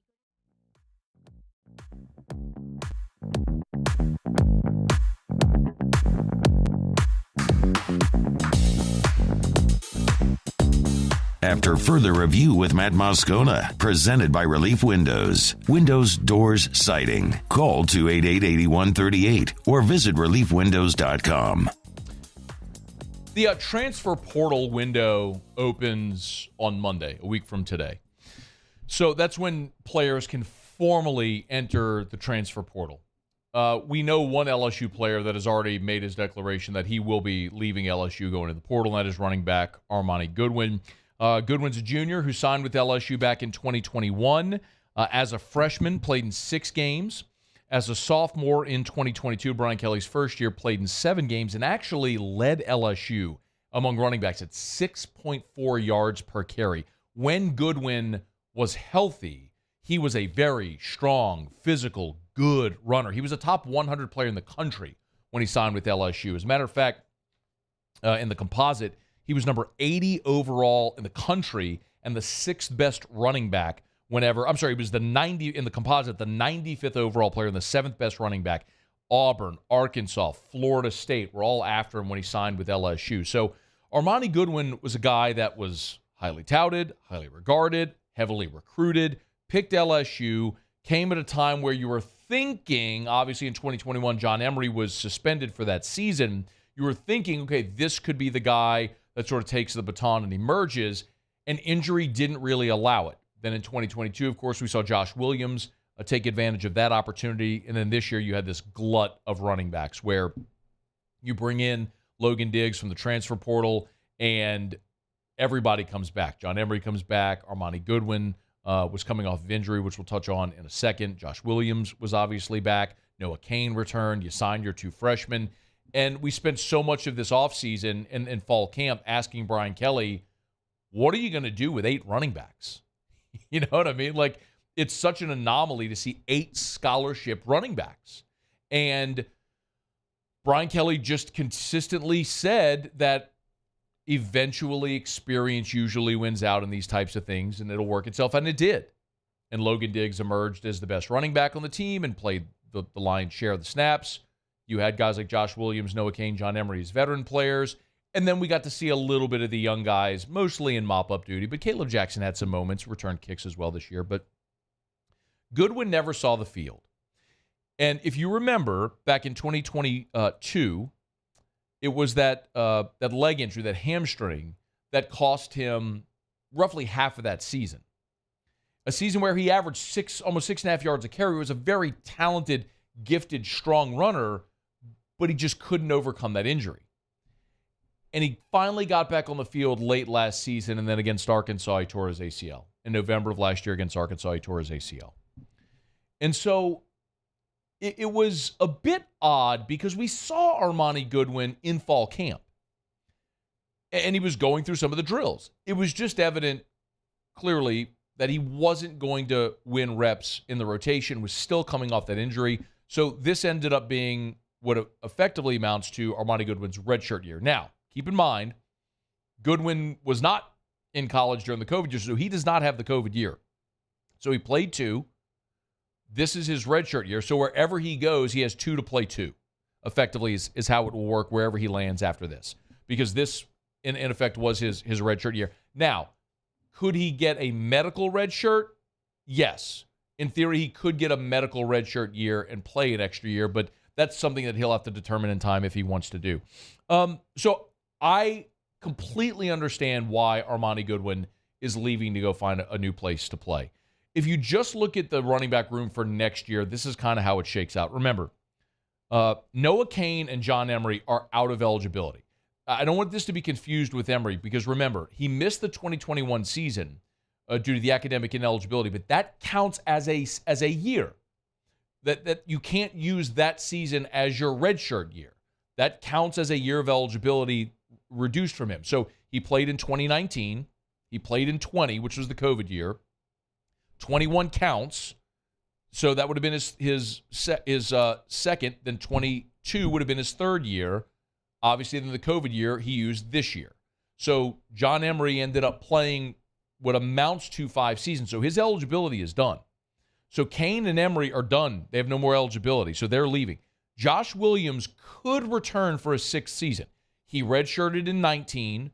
The COVID year obviously didn't count. So 21, 22, 23 are his 3 seasons that he could play another year in 24 if he wanted to play and use the COVID year from 2020. So Josh Williams could return for a 6th season. And then we're all going to wait on Logan Diggs' draft decision. Diggs was LSU's leading rusher. He's clearly their best guy. Does he want to come back and play a 4th season of college football and finish his LSU career at LSU, his career at LSU and try to increase draft stock. We'll see. Some of that may just depend on what happens over the next month with certain draft advisory board evaluations and what he gets back and whether or not he wants to return. Remember, one of the things about Logan Diggs is why he didn't come to LSU sooner was he wanted to get his degree from Notre Dame. So he's already a graduate. He's got a degree from Notre Dame. So does he want to come back and play another season of college football at LSU? That remains to be seen. If you're an LSU fan, if you're Brian Kelly, you would love to have Logan Diggs back. Yes, I'm very excited about watching Caleb Jackson and Trey Holly and what they may become. You know, you've got Caden Durham committed in this class, and he's going to be an exciting young player. But ultimately, the running back room is going to look, from classification and numbers, more normal next year. You're not going to have 8 scholarship running backs. You will very likely have Caleb Jackson, Trey Holly, Caden Durham, those 3. And then we'll see what happens with Josh Williams and Logan Diggs if they choose to return. If they do, that's 5. And that's a great number to have. If any one of those players chooses not to return, then you could go into the transfer portal and look for help at that position if you want to add another body. But you're going to have decidedly fewer scholarship running backs in 2024, but that's not necessarily a bad thing because you had such a glut of them in 2023. So Armani Goodwin enters the transfer portal. Wish him well, and hopefully wish him health wherever that next spot will be. But we'll keep an eye on what that may mean for Logan Diggs if he's choosing to return for another season. That's going to be the big decision that we're all going to keep an eye on here as LSU moves throughout this period. All right, it's After Further Review. We are glad you're hanging out with us here. We're brought to you by South Point Volkswagen, southpointvw.com. New and certified pre-owned in Baton Rouge and online at southpointvw.com. Hey, remember, if you're in the market for a vehicle, might be in the market for a new vehicle, this is a great time to get by South Point Volkswagen because right now, Sign Then Drive is going on. I tell you all the time, it's the once-a-year sale. It's the best sale of the year. 0 down, 0 due at signing, no first month's payment, no security deposit. Literally sign your name, and with little else, you're driving away in a brand new vehicle from South Point Volkswagen. You know where they are, in Baton Rouge, Airline just north of Highland. Remember, Southwest Volkswagen, for our folks listening in Lafayette and Lake Charles, that's in Lafayette. So you can check them out at Southwest Volkswagen for our Southwest Louisiana folks. But again, South Point Volkswagen and online at southpointvw.com. South Point Volkswagen. What's your direction? All right, y'all, it is After Further Review. Glad to have you hanging out with us here. We'll do Tigers and the Pros to wrap up the hour when we come back. I do want to delve into the Jaden Daniels Heisman conversation in about 15 minutes after the top of the hour. And I want to circle back to the conversation about some of these players that are making a decision of whether or not they're going to play in the bowl game or leave early for the draft. So we'll jump into that as well coming up after the top of the hour. And Dennis Allen did meet with reporters today, recapping the Falcons' loss and looking ahead this week to taking on the Detroit Lions, who you better believe are going to be filled with a lot of piss and vinegar after their home loss on Thanksgiving to the Green Bay Packers, where they were humbled. And for a team that has eyes on potentially challenging Philadelphia for the 1 seed in the NFC, you can't afford to slip anymore if you're Detroit. So you better believe you're going to get their best swing in the dome on Sunday. All right, let me knock out our final break of hour number 2. Muse will have Tigers and the Pros next. AFR. Get Gordon and get it done. Gordon McKernan Injury Attorneys. I want to continue to remind you, actually, to go to GordonGives.com. This is a special time of year. Of course, every year Gordon does his bike giveaway for less fortunate children across the state of Louisiana. This year, 488 bicycles Gordon's going to give away all throughout the state of Louisiana. Of course, Gordon serves every corner of our state, and not just when it comes to those who are injured in an accident, need representation, but giving back to every corner of our state. That's the Gordon Gives bike giveaway that he does every year around holiday time. Gordon's always said his favorite childhood memory of Christmas was getting a red twin bike on Christmas morning, and so he tries to pay that forward every year.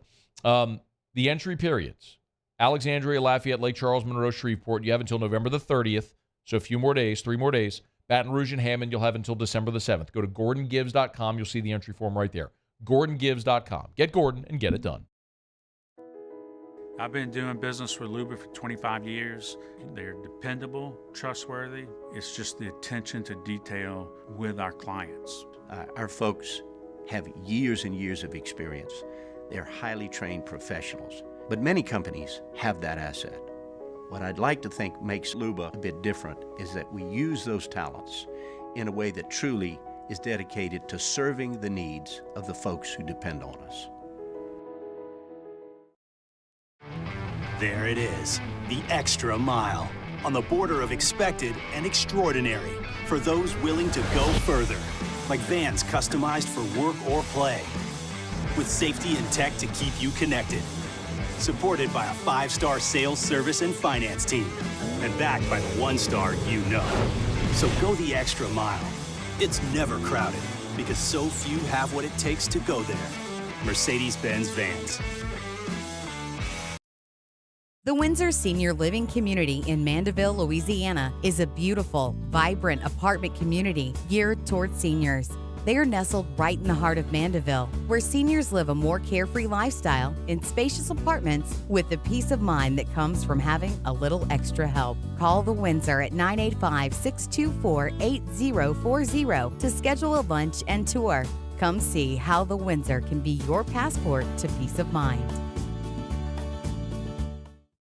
Gulf Coast Office Products is a nationally recognized Savin office equipment dealer based right here in Louisiana. Over 100 employees strong, Gulf Coast has the boots on the ground to support all vertical markets, from education, engineering, legal, and finance. With the latest in office technology, from desktop to production segment units, Gulf Coast and Savin have the perfect fit for you. Call 225-756-2644. That's 756-2644 for Gulf Coast Office Products. Dylan Cruz here to tell you about Six Rings Baseball and Softball Camp. If you live on the North Shore and play ball, go to Six Rings Camps with former LSU assistant coach Dan Canaveri. His knowledge is second to none, and your child will improve and have fun doing it. Camps were held at Coquille Park and Six Rings Academy in Covington with 4 sessions over the summer. Full day and morning only sessions are available from ages 7 to 13. Go to sixringsbaseball.com or call 985-206-9096. Learn the game to love the game. Hey, boat owners, check it out. It is the holiday season, which means it's time to buy yourself a gift by taking your boat to the next level with our friends at Front to Back Boat Service. Now is the perfect time to upgrade your boat and get it ready for that warmer weather, whether that's trolling motors, HD sonar, anything and everything. The Sherman family's been at it for 30 years, and Devin's going to take you through 30.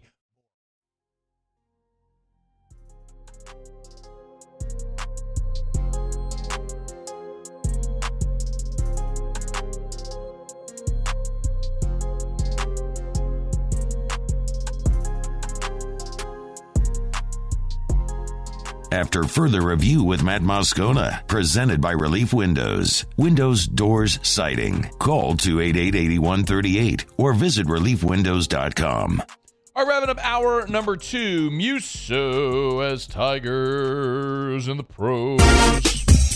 I don't know why I just sang that. Tigers in the pros. They still bleed purple and gold. They're just really rich now. Presented by Lee Michaels Fine Jewelry. Lee Michaels Fine Jewelry, where Baton Rouge gets engaged. All right, we'll start with Tyrann Mathieu. He had a pretty nice day for the Saints yesterday. 4 tackles in the ball game, and the 2 interceptions. Of course, he returned for 21 yards, but of course, wasn't enough. Saints couldn't stop anybody on the ground, and they just don't score points. But nonetheless, good to see Tyrann Mathieu doing what he does, take the football away. It's, honey badger type stuff there. Yeah. At least he showed up. Yeah, he did. He did. And on that first interception, 63 for the Falcons. My goodness, he just took out everybody after the play. But anyway, Jamar Chase yesterday, 4 receptions for 81 yards. Did have 6 targets and a long of 31. Did not find the end zone. I really hope Jamar can keep his numbers up, but man, with Jake Browning at quarterback, it's going to be a real tough go for the Cincinnati Bengals going forward. A lot of I thought you were saying something. I'm sorry. Nope. A lot of LSU flavor in Carolina Panthers, Tennessee Titans. So we'll go through them kind of quickly. Dante Jackson, a nice day with 4 stops on Carolina's side. Deion Jones over there with a stop and a tackle for a loss and a pass defense as well. And then DJ Chark on Carolina, 3 receptions for 34 yards off of 4 targets. Flip it over to Tennessee, and you find Christian Fulton, who I lost. There he is. he had a stop earlier in that ball game as well. So heavy flavor there in Titans and Panthers. Patrick Queen, 7 tackles, a TFL on a pass defense in the Ravens' victory.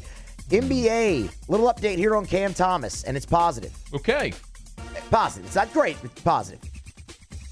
Nets have a game tomorrow. Final injury report is out. Cam Thomas has been upgraded from out to doubtful. Oh. Small development there.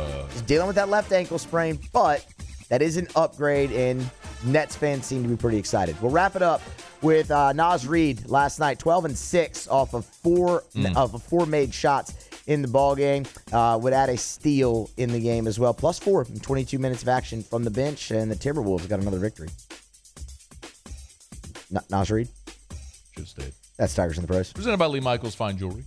LMFJ.com. Get to the website, LMFJ.com, or just walk into any of the Lee Michaels locations. 2 of them in Baton Rouge, Corbin Boulevard in Bocage, and in the Mall of Louisiana. Also, New Orleans, Lafayette, Shreveport. You'll always get the Lee Michaels experience, which, if you don't know what that means, walk in and you'll understand. Doesn't matter how much money you have to spend. They're going to treat you like they're grateful to have your business, grateful for the opportunity to earn your business. That's Lee Michaels. Lee Michaels Fine Jewelry. That's why they've been around for 45 years. Lee Michaels Fine Jewelry. LMFJ.com. Okay, it is after further review.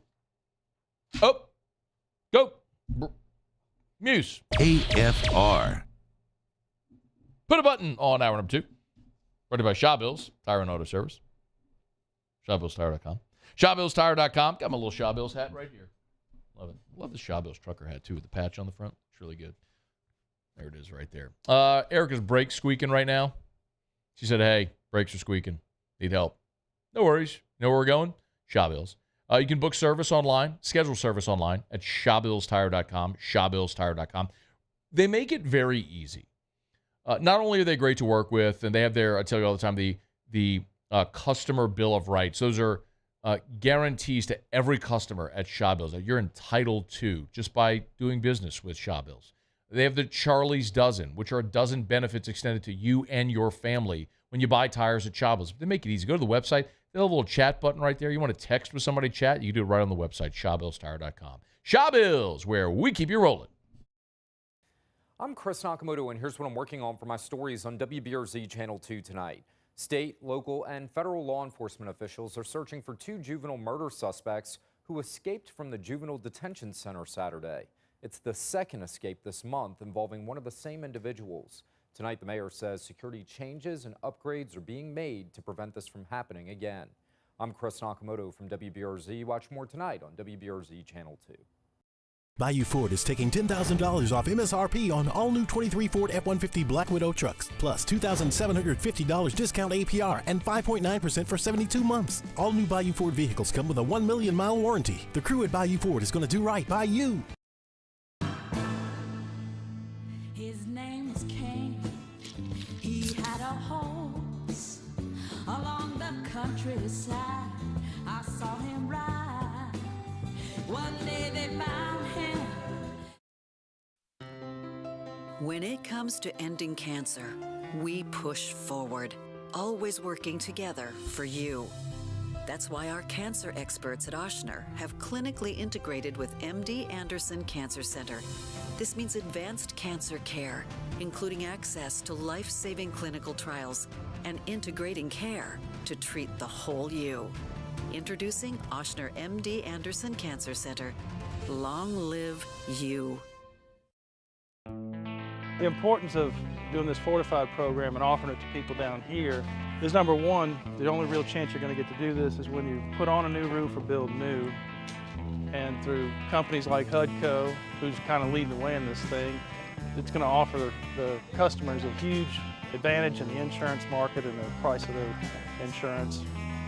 You know, we're not looking to make a fortune off fortifying. We're trying to give you a better product than our competitor at the moment. I'm trying to do something that he can. I'm trying to give you something better. So a lot of these insurance jobs, you're getting a re-roof, you're only paying your deductible. Let's sit down and talk about the Fortified and let's see what it does to your insurance premium. You're getting a steal. Yeah. You're getting a brand new roof and a Fortified certificate for your deductible, essentially. I think we're rocking and rolling.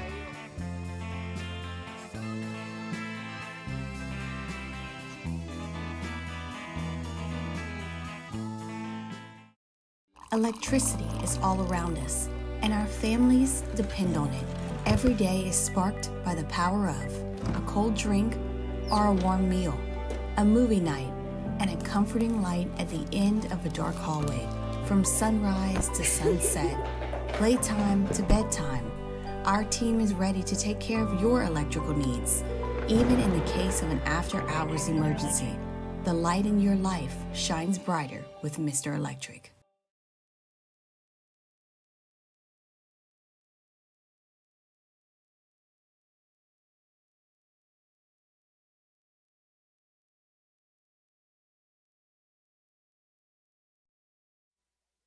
This is SportsCenter. I'm Christine Lisi. Frank Reich's head coaching tenure in Carolina lasted less than one season. The 1-10 Panthers, headed toward a sixth straight losing season, fired Reich. It's the third time since 2019 they fired a coach during the season. First Take co-host Shannon Sharp. You can't just keep firing coaches, because you're going to keep getting the same results over and over and over again. You're going to have to, and because you gave up so much to get this, you're going to have to really hit on the guys that you do select in the later rounds. Yeah. They're going to have to knock it out the park. And you're going to have to overspend in free agency, because you always have to overspend in free agency. Special teams coordinator Chris Tabor takes over as Panthers interim coach. According to Giants GM Joe Shane, their expectation is that Daniel Jones will still be their starting quarterback when he's healthy. They do, however, need to address the position. Jones' return from a knee injury could take until the summer or beyond. Tests revealed that Browns star pass rusher Myles Garrett did not suffer a serious injury to his left shoulder yesterday, so he does have a chance to play Sunday. NHL Wild-fired coach Dean Evison and assistant Bob Woods. Minnesota's lost 14 of its first 19 games of the season. ESPN Radio is presented by Progressive Insurance. Progressive makes bundling easy and affordable. Get a multi-policy discount by combining your motorcycle, RV, boat, ATV, and more. All your protection in one place. Bundle and save at Progressive.com. Matt Moscona. I'm very important. After further review. Say it one more time. After further review with Matt Moscona. And here we go. Live from the Mercedes-Benz of Baton Rouge Studios. That's right.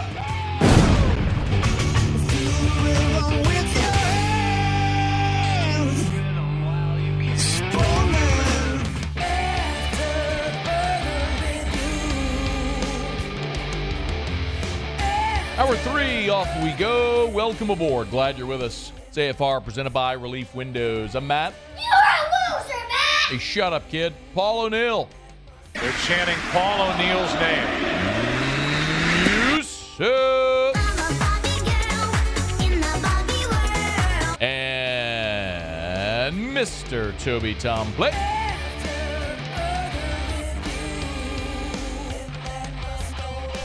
All right, we're here. Glad you are as well. 5 o'clock quitting time. Glad you're driving home with us. Talked LSU's win over A&M. Saints gagging away another game against the Atlanta Falcons. You get all that on demand if you haven't heard it yet. AFR On Demand, presented by Brett Golf. Dennis Allen met with reporters earlier today after another horrific performance, continuing to explain away his team's horrific performances. We'll get to that in about 15 minutes, where I'm sure I'll blow a gasket and yell about Dennis Allen. Oh, and at the bottom of the hour, we were going to do college football takeaways, but Paulie had the idea. Instead, let's go deeper dive into Muso's date. Yesterday was the Bachelor, where Muso went out with Sydney.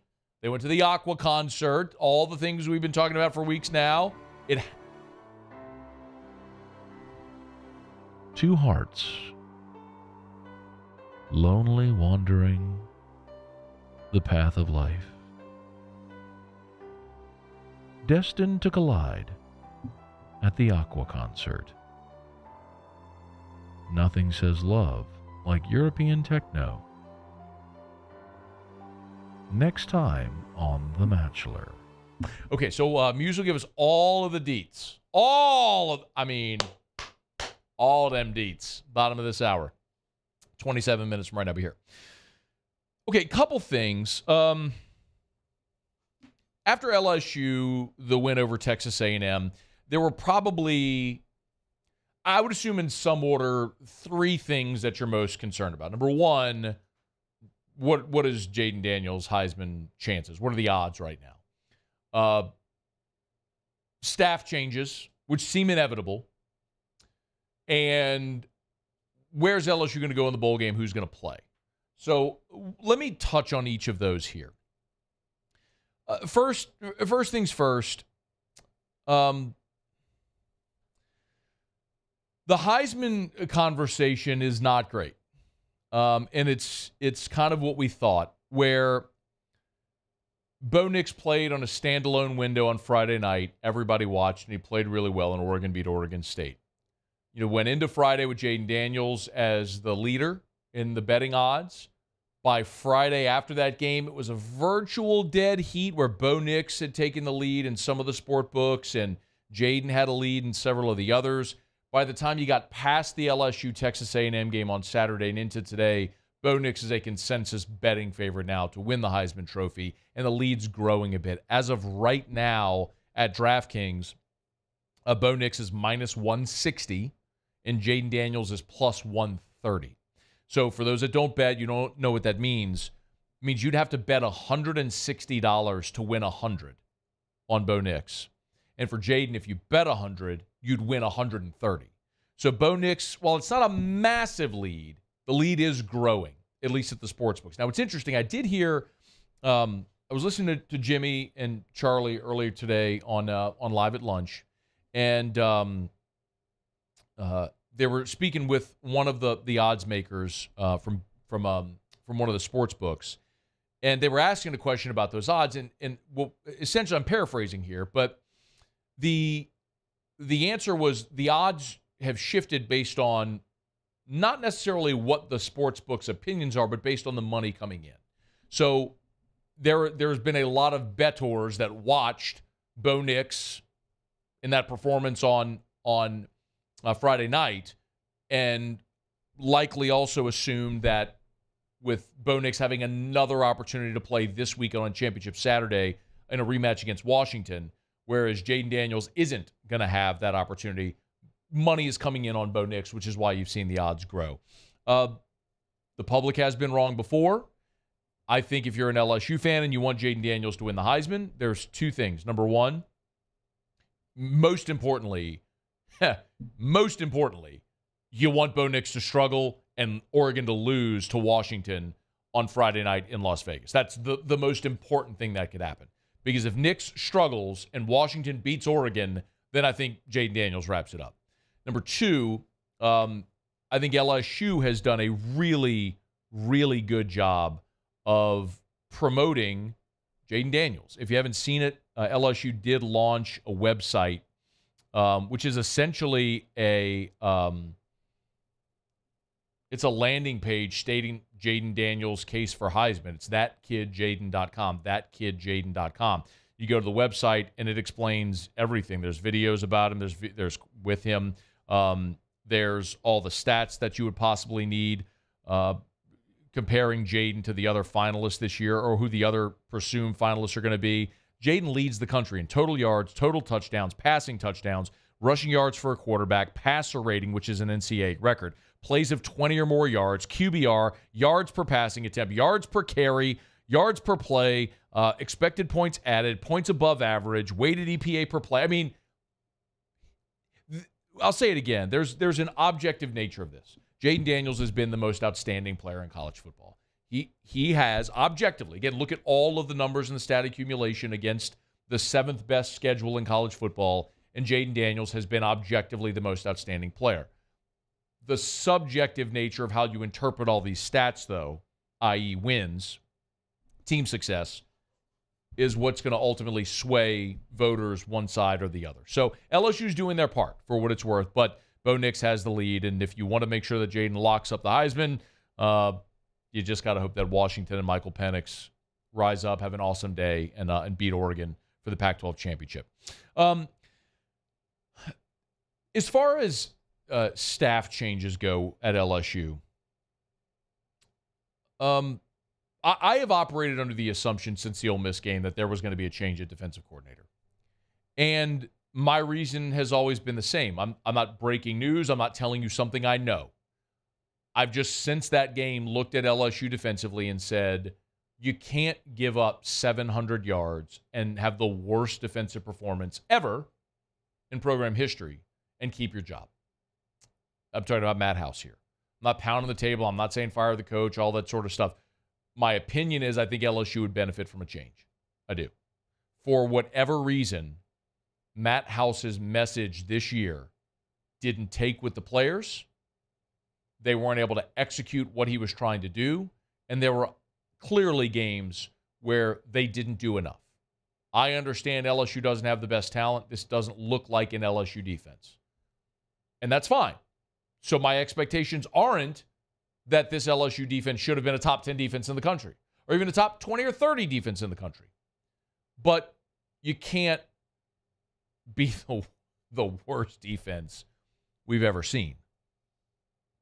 Only Florida and Vanderbilt allowed more points per game against conference opponents this year than did LSU. And that's just not acceptable. So I've heard a lot of scuttle that there would be multiple staff changes on the defensive side. I was not told names. I'm not sure if that will come to fruition.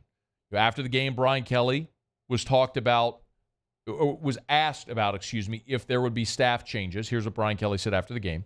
Every year there's going to be an evaluation. I mean, I evaluate what I've done, and I have to look at, as the leader of this program, how did I lead this year? So it starts with me. And then I'll evaluate all of our coaches and, our support staff as well. Everybody is part of this evaluation process. Our players will be evaluated this week, and then I'll go through a lengthy evaluation process of our entire staff, not just the coaches, but the entire support staff as well. The ultimate goal here is to win championships, but I also know that the development of this program is still ongoing, and that's an important piece in this evaluation process as well. So players, coaches, support staff will all be evaluated here over the next week. Remember, the important timeline to follow is the portal window opens a week from today. On Monday the 4th, December the 4th, the portal window opens. And that's where it feels like if you're going to make a change, you got to make that announcement if you're going to do it before the portal window closes.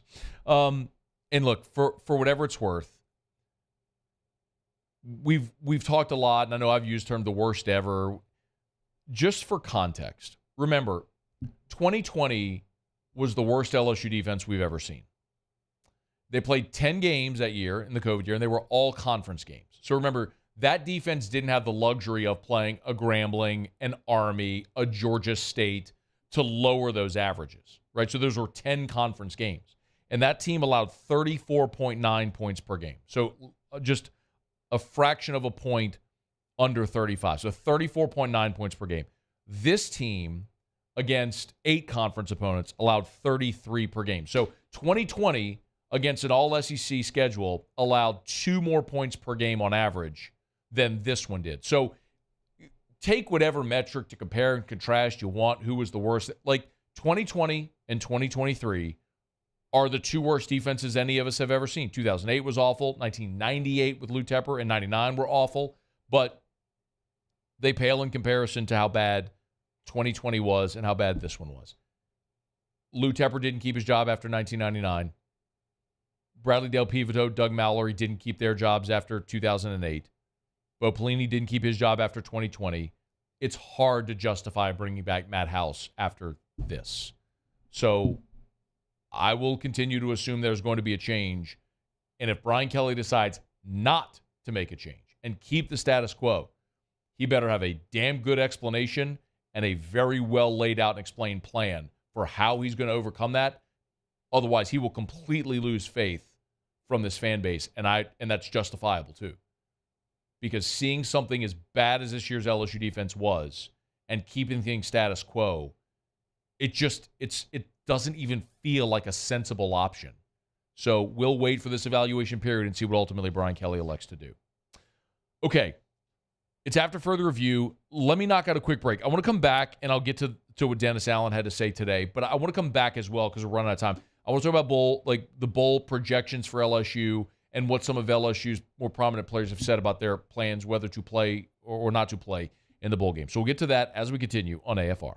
AFR. Brought to you by Pluckers. Monday Night Football tonight to wrap up Week 12 in the NFL. If you need a place to watch, why would you go anywhere other than Pluckers? Nicholson, just south of campus. Bluebonnet right in front of the Mall of Louisiana. Dine-in, carry-out, or delivery. Tonight it's the Bears at the Vikings, traditional rivalry in the NFL. Justin Jefferson not going to play in the game, but no worries. Great place to watch at Pluckers because every Monday is all-you-can-eat wings. Pay one low price, eat as many wings as you want all night long, every Monday at Pluckers. This has kind of been my Sunday tradition. When I'm watching the Saints at home, I DoorDash Pluckers. Yesterday, I DoorDashed 15 wings and some cheese fries. I get it. It's a fatty meal. I don't care. I ate half of it for lunch, saved the other half for dinner, and it was great. 5 spicy ranch, 5 garlic parm, 5 Gold Rush, and my cheese fries. Maybe I had a few beers in there as well. But if you want to dine in or carry out, you can do it. Delivery, Uber Eats, DoorDash is there for you. It's Pluckers. All-you-can-eat wings every Monday. If you don't like our wings, we give you the bird. I've been doing business with Luba for 25 years. They're dependable, trustworthy. It's just the attention to detail with our clients. Our folks have years and years of experience. They're highly trained professionals. But many companies have that asset. What I'd like to think makes Luba a bit different is that we use those talents in a way that truly is dedicated to serving the needs of the folks who depend on us.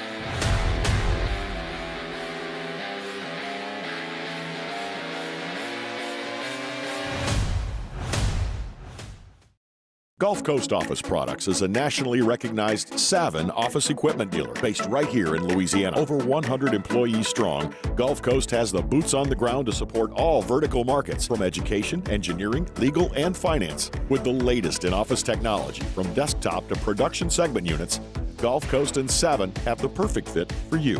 Call 225-756-2644. That's 756-2644 for Gulf Coast Office Products. Dylan Cruz here to tell you about Six Rings Baseball and Softball Camp. If you live on the North Shore and play ball, go to Six Rings Camps with former LSU assistant coach Dan Canaveri. His knowledge is second to none, and your child will improve and have fun doing it. Camps were held at Coquille Park and Six Rings Academy in Covington with 4 sessions over the summer. Full day and morning only sessions are available from ages 7 to 13. Go to sixringsbaseball.com or call 985-206-9096. Learn the game to love the game. Hey, boat owners, check it out. It is the holiday season, which means it's time to buy yourself a gift by taking your boat to the next level with our friends at Front to Back Boat Service. Now is the perfect time to upgrade your boat and get it ready for that warmer weather, whether that's trolling motors, HD sonar, anything and everything. The Sherman family's been at it for 30 years, and Devin's going to take you through 30 more. Find them on Facebook at Front to Back Boat Service or go to fronttobackboatservice.com. At Relief Windows, we're more than windows. We're windows, doors, hardy plank, and vinyl siding. But our number one product is always customer satisfaction.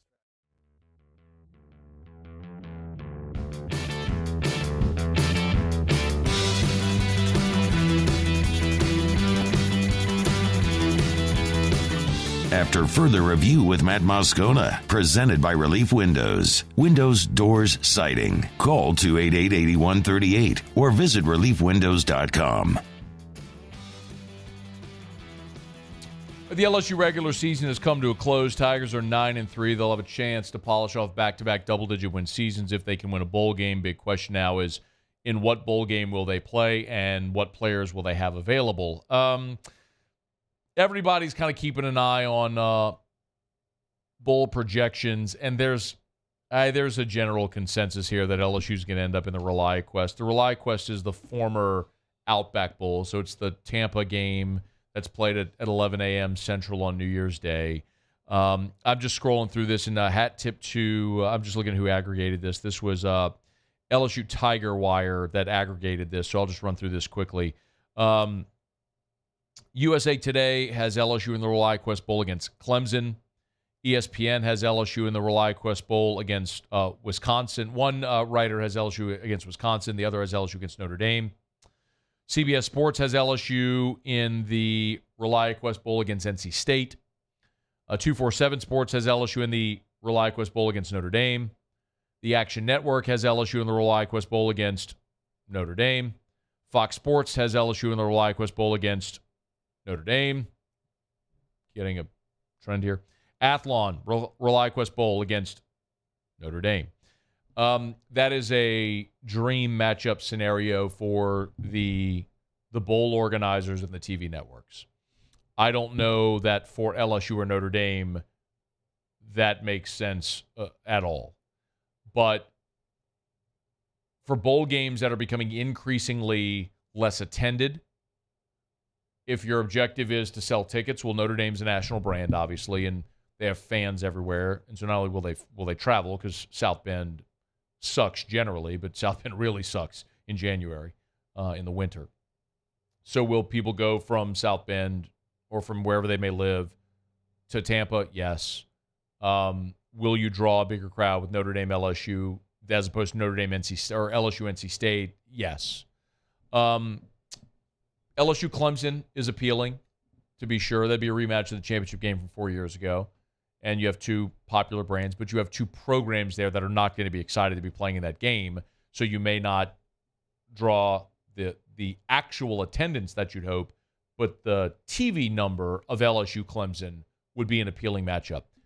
But let's just be very clear. If the schedule makers have the opportunity to pair LSU and Notre Dame to pit Brian Kelly against his former school, they're 100% going to do it. And it's very likely that they're going to have that opportunity. The only thing that could throw a wrench into that is if both Ole Miss and Missouri end up in a New Year's Six, which could happen. Depending on what happens in championship weekend, if there are upsets, how the dominoes may fall. But it's important to remember the way that the selection goes for the SEC is you've got the committee that will select the playoff and then the New Year's Six. After the New Year's Six, the highest ranked SEC team not in the New Year's Six automatically goes to the Citrus Bowl. So if Georgia, Bama, Ole Miss, Missouri all end up in playoff New Year's Six, not likely, but not impossible, LSU would then go to the Citrus Bowl. If one of those teams, likely Ole Miss, falls to the Citrus Bowl, then all of the other bowls, that sort of, group of bowl games, the network and the league get together and place teams. It's no longer a pecking order where like the Gator goes next or ReliaQuest, then Gator, then Music City. It doesn't work like that anymore.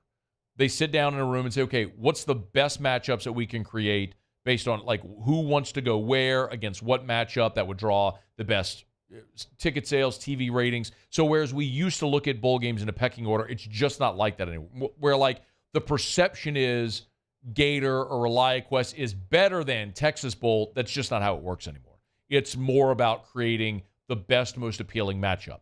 And LSU Notre Dame would certainly draw a lot of intrigue. Now, if you're LSU and you end up playing Notre Dame in the ReliaQuest Bowl and you lose that game, that's embarrassing and it sucks. If you win that game, I'm not sure that it matters a lick. Either way. I would love to see the 10 wins and all that, but the reality is, too, you're probably going to see two backup quarterbacks in that game. Now, I'm not pushing Jaden Daniels out the door. If Jaden Daniels wants to play in the bowl game, that would be awesome. I'd love the opportunity to watch Jaden Daniels rep LSU and put on the purple and gold one more time and try to go win a bowl game and get to 10 wins. That would be awesome. I also wouldn't fault him one bit if he decided to leave and go start and get ready for the combine. Remember, I was asked this question over the weekend, could Jaden Daniels increase his draft stock if he played the bowl game? No. Not one bit. Not one iota. Zero.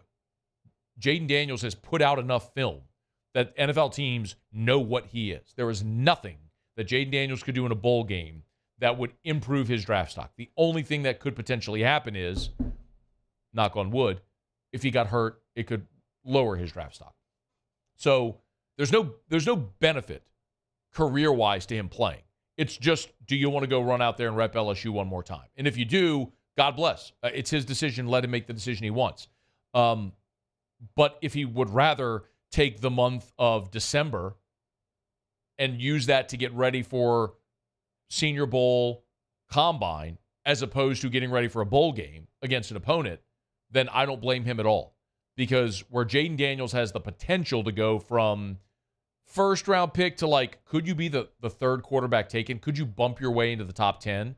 Is if he goes to the Combine, he goes to the Senior Bowl, he aces Senior Bowl practices, nails the interviews, convinces a team this is an alpha that we want to make the face of our organization, then he can end up making himself tens of millions of dollars by going from, all right, does he bump into round one? Is he a day two guy? Is he bumping around one to, all right, he's a top 10 guy. Like, after Caleb Williams, Drake May, he's next. Like, that's what's on the line for him. Jaden Daniels was asked after the Texas A&M game whether or not he plans to play in the bowl. I got to make some decisions. Obviously, I'm going to go sit down, talk to my family, kind of just embrace this moment of, my last regular season game. We'll just go from there. Non-committal, and I don't blame him. There's no reason for him to say anything in that moment after the game anyway. He's still got the Heisman. He'll be in New York for the Heisman presentation a week from Saturday either way. So he doesn't have to make that decision now. We don't know what game LSU is going to be playing in. Also of consequence is Malik Neighbors' decision. Now, this is interesting for several reasons. Malik Neighbors on Saturday against Texas A&M set the LSU career receptions record. He broke the record held for a long time by Wendell Davis. And he's 23 yards short of the career receiving yards record held by Josh Reed. And if you saw, it was pretty emotional. People were asking what was wrong with Kyron Lacey on the bench. When Malik had the long catch and run that got negated by the bogus holding penalty on Kyron Lacey, on that run, Malik Neighbors would have set the LSU career receiving yards record. But part of that catch and run got negated by penalty. And so he didn't set the record on Saturday, and he's 23 yards. He's 23 yards away. I told it at 21 earlier, 3,001, and he's at 2980. So 21. I'll trust your math. So 21 yards away from Josh Reed's record. So if you're Malik Neighbors, playing in the bowl game gives you an opportunity to break a very significant, to be in a program that has produced amazing wide receivers. Jamar Chase, Justin Jefferson, Odell Beckham, Jarvis Landry, Josh Reed, Michael Clayton, just in the relatively short last 20 years, you have the opportunity to stand above all of them and have done it in just 3 seasons. It's incredible. It's an incredible opportunity, and Malik Neighbors was asked if he's going to play in the bowl game. Like I said, I really want to play. It's a decision I might have to look into, to play. But like I said, a lot of people don't come across this record to break. So, being the competitor that I am, being the dog that I am, I wanna set myself in history. I want to leave my name at the number one spot as much times as I can. I love it. And I respect it, and I think everybody respects it. But that's another guy that also, if he decided, we talked about Mel Kiper's big board last week. He's got Malik Neighbors as the number 9 overall player in this draft. Malik Neighbors is going to instantly, on draft day, going to be worth tens of millions of dollars. So if he wanted to leave, you could hardly fault him. But I'm going to repeat something here that I know I talked about with Kayshawn. And before you roll your eyes, I want you to really hear this. One of the reasons Kayshawn Boutte, who could have left twice, decided to come back to LSU in 21 and then again in 22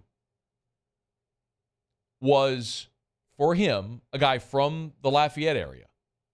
It mattered to him to be a Louisiana guy, to be mentioned in the same breath as Odell and Jarvis and Jefferson and Chase, those great Louisiana receivers. He wanted to be considered among them, and it mattered to him. And clearly, that's something that matters to Malik as well. And I know we talk about it all the time with recruiting. You hear me say it, but it's another illustration of it. The dirt matters when it comes to LSU. There are kids who are born in this state who bleed purple and gold, who all they ever want is to put on that uniform and play in that stadium. And from Malik Neighbors, a guy who stands to make tens of millions of dollars, it's not me speculating, he's telling you point blank. He wants to put himself number one in as many places as he can. And he wants to break that record. And that means something to him. So good on him for it. I think that's awesome. And I hope he does play in the bowl game. If he chooses not to, I completely understand it and respect it. But I'd love to see both those guys play. A lot of guys love decisions to make here as we get closer to the bowl scenario and to the bowl game, whatever game LSU will be playing in. But listen, if it is Notre Dame and the ReliaQuest, I think there's a really good chance that Jaden Daniels isn't playing in that game. And similarly, a great chance Sam Hartman isn't playing in that game. So you could be talking about a potential LSU Notre Dame ReliaQuest Bowl with a couple of backup quarterbacks, but it would be a great opportunity to see Garrett Nussmeier go get some run before next year. Okay, we're brought to you by DraftKings, official sports betting partner of the NFL, official sports betting partner of the NBA. Remember, new customers, download the DraftKings Sportsbook app, use the promo code Baton Rouge, make a $5 NBA bet, and our friends over at DraftKings will give you $150 in bonus bets instantly. It's only at the DraftKings Sportsbook. NBA is rolling along. You get the in-season tournament right now. Of course, the NFL is in full swing. College football bowl games are right around the bend. Championship weekend is this weekend in college football. You want to bet on all of it, you can do it at the DraftKings Sportsbook. We got Otter locks coming up in 15 minutes from right now. Jimmy will give you a play tonight on the Bears and the Vikings. You want to play along with us, you can do it at the DraftKings Sportsbook. So download the DraftKings Sportsbook app. Use the promo code Baton Rouge, one word, Baton Rouge. New customers make a $5 bet on the NBA. They'll give you $150 in bonus bets instantly. That's only at the DraftKings Sportsbook. The crown is yours. 21 and older, physically present in Louisiana, select parishes only. Bonus bets expire 168 hours after issuance. Eligibility and deposit restrictions apply. Terms at sportsbook.draftkings.com/basketball terms. Licensing partner Golden Nugget Lake Charles. Gambling problem? Call 1-800-GAMBLER. 1-800-426-2537. All right, y'all, it is after further review. You probably, by the way, it is Monday Night Football tonight. Bears at Vikings. Justin Jefferson said late last week that he was fully planning on playing in this game coming off the hamstring injury, but the word earlier today was that Jefferson will not play for the Minnesota Vikings tonight against the Bears. Adam Schefter tweeted it earlier. Everyone's got it, really, but the Bears officially downgraded Justin Jefferson to out for tonight's game against the Bears. So we'll have to wait another week to see if Jets is back on the field. He said it before. He's not going to push himself until he feels like himself. And clearly it's not the night yet. So Bears and Vikings tonight. Last time I checked the line, it was 3. Was it still 3? Did you check a line? Let me see if I can find it right here. I have it right. Okay, I was about to say it's 3. Yeah, so it's still 3. So Vikings 3-point home favorite over the Bears. I can tell you that on Football Sunday, one of the handicappers plays was over.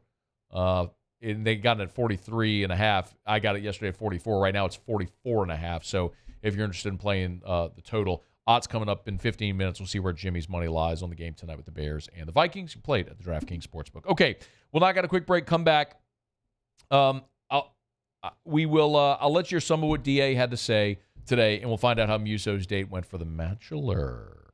All of the deets. Hey, Muse, you might want to tell Sydney to tune in just to make sure that you're not lying about anything right now. We should have got her on the air, is what we should have done. Maybe we'll do that. What? I don't think she would have done that. What if I say it was a condition of the date? I don't know, man. Maybe not. I don't know. It sounds like Sydney does not like me. You're kind of like. It's not that she doesn't like beating you. around the bush. It's not that she doesn't like you. It's that she doesn't like me. No. I'm an Enneagram 8. She's not gonna hurt my feelings. I don't care if she likes me. It's not that. I don't. She doesn't know you. Sounds like she doesn't like me. That sounds like, Paul, doesn't that sound like an excuse? When you say, oh, I don't know you. No, it's just, a little bit, yeah. Yeah, it sounds like an excuse. I think it's true. She doesn't know you. I know. But there's a lot of people that don't know me that make opinions about me. Just read Twitter. It's fair. I know. Okay, we'll find out why Sydney hates me next on AFR. AFR. It's a raving fan shout-out. Presented by Darren James & Associates, brokered by eXp Realty. Sean Crater left this review. How about this? Quite possibly one of the greatest people you will ever meet. Darren went above and beyond for me. He was available 24/7, very knowledgeable about the market and guidelines for my type of loan. He He was so professional, so understanding and kind, of handheld me throughout the whole process. When I found out the house I truly wanted, he dropped his percentage by a huge 2% to convince the seller to sell me the house. There is no higher recommendation than that. Facts speaks for themselves. On top of probably being the greatest realtor you could have, he's a better guy. If you're a first-time buyer like I was, then you need Darren James. Darren made the process so easy and comfortable. Remember, commissions are negotiable. That is the thing that Darren will tell you as well. But if you need to sell your home, you need the best. You need Darren James. 335-7666, 335-7666, or agent225.com. Think real estate, think Darren James. It was a humid day, barefoot children play, looking for that summer shade, time to slip away. Oh, Louisiana, some kind of hold on me, like cypress stumps, your roots are planted deep inside of me. I've been doing business with Luba for 25 years. They're dependable, trustworthy. It's just the attention to detail with our clients. Our folks have years and years of experience. They're highly trained professionals. But many companies have that asset. What I'd like to think makes Luba a bit different is that we use those talents in a way that truly is dedicated to serving the needs of the folks who depend on us. Life in Louisiana is like a run-on sentence. A poem that doesn't rhyme. Life is here, now. For life's moments, big and small, always there. The right card, the right care. There it is, the extra mile, on the border of expected and extraordinary, for those willing to go further, like vans customized for work or play, with safety and tech to keep you connected, supported by a 5-star sales, service, and finance team, and backed by the 1-star you know. So go the extra mile. It's never crowded, because so few have what it takes to go there. Mercedes-Benz Vans. Electricity is all around us, and our families depend on it. Every day is sparked by the power of a cold drink or a warm meal, a movie night, and a comforting light at the end of a dark hallway. From sunrise to sunset, playtime to bedtime, our team is ready to take care of your electrical needs. Even in the case of an after-hours emergency, the light in your life shines brighter with Mr. Electric. Gulf Coast Office Products is a nationally recognized Savin office equipment dealer based right here in Louisiana. Over 100 employees strong, Gulf Coast has the boots on the ground to support all vertical markets, from education, engineering, legal, and finance. With the latest in office technology, from desktop to production segment units, Gulf Coast and Savin have the perfect fit for you. Call 225-756-2644. That's 756-2644.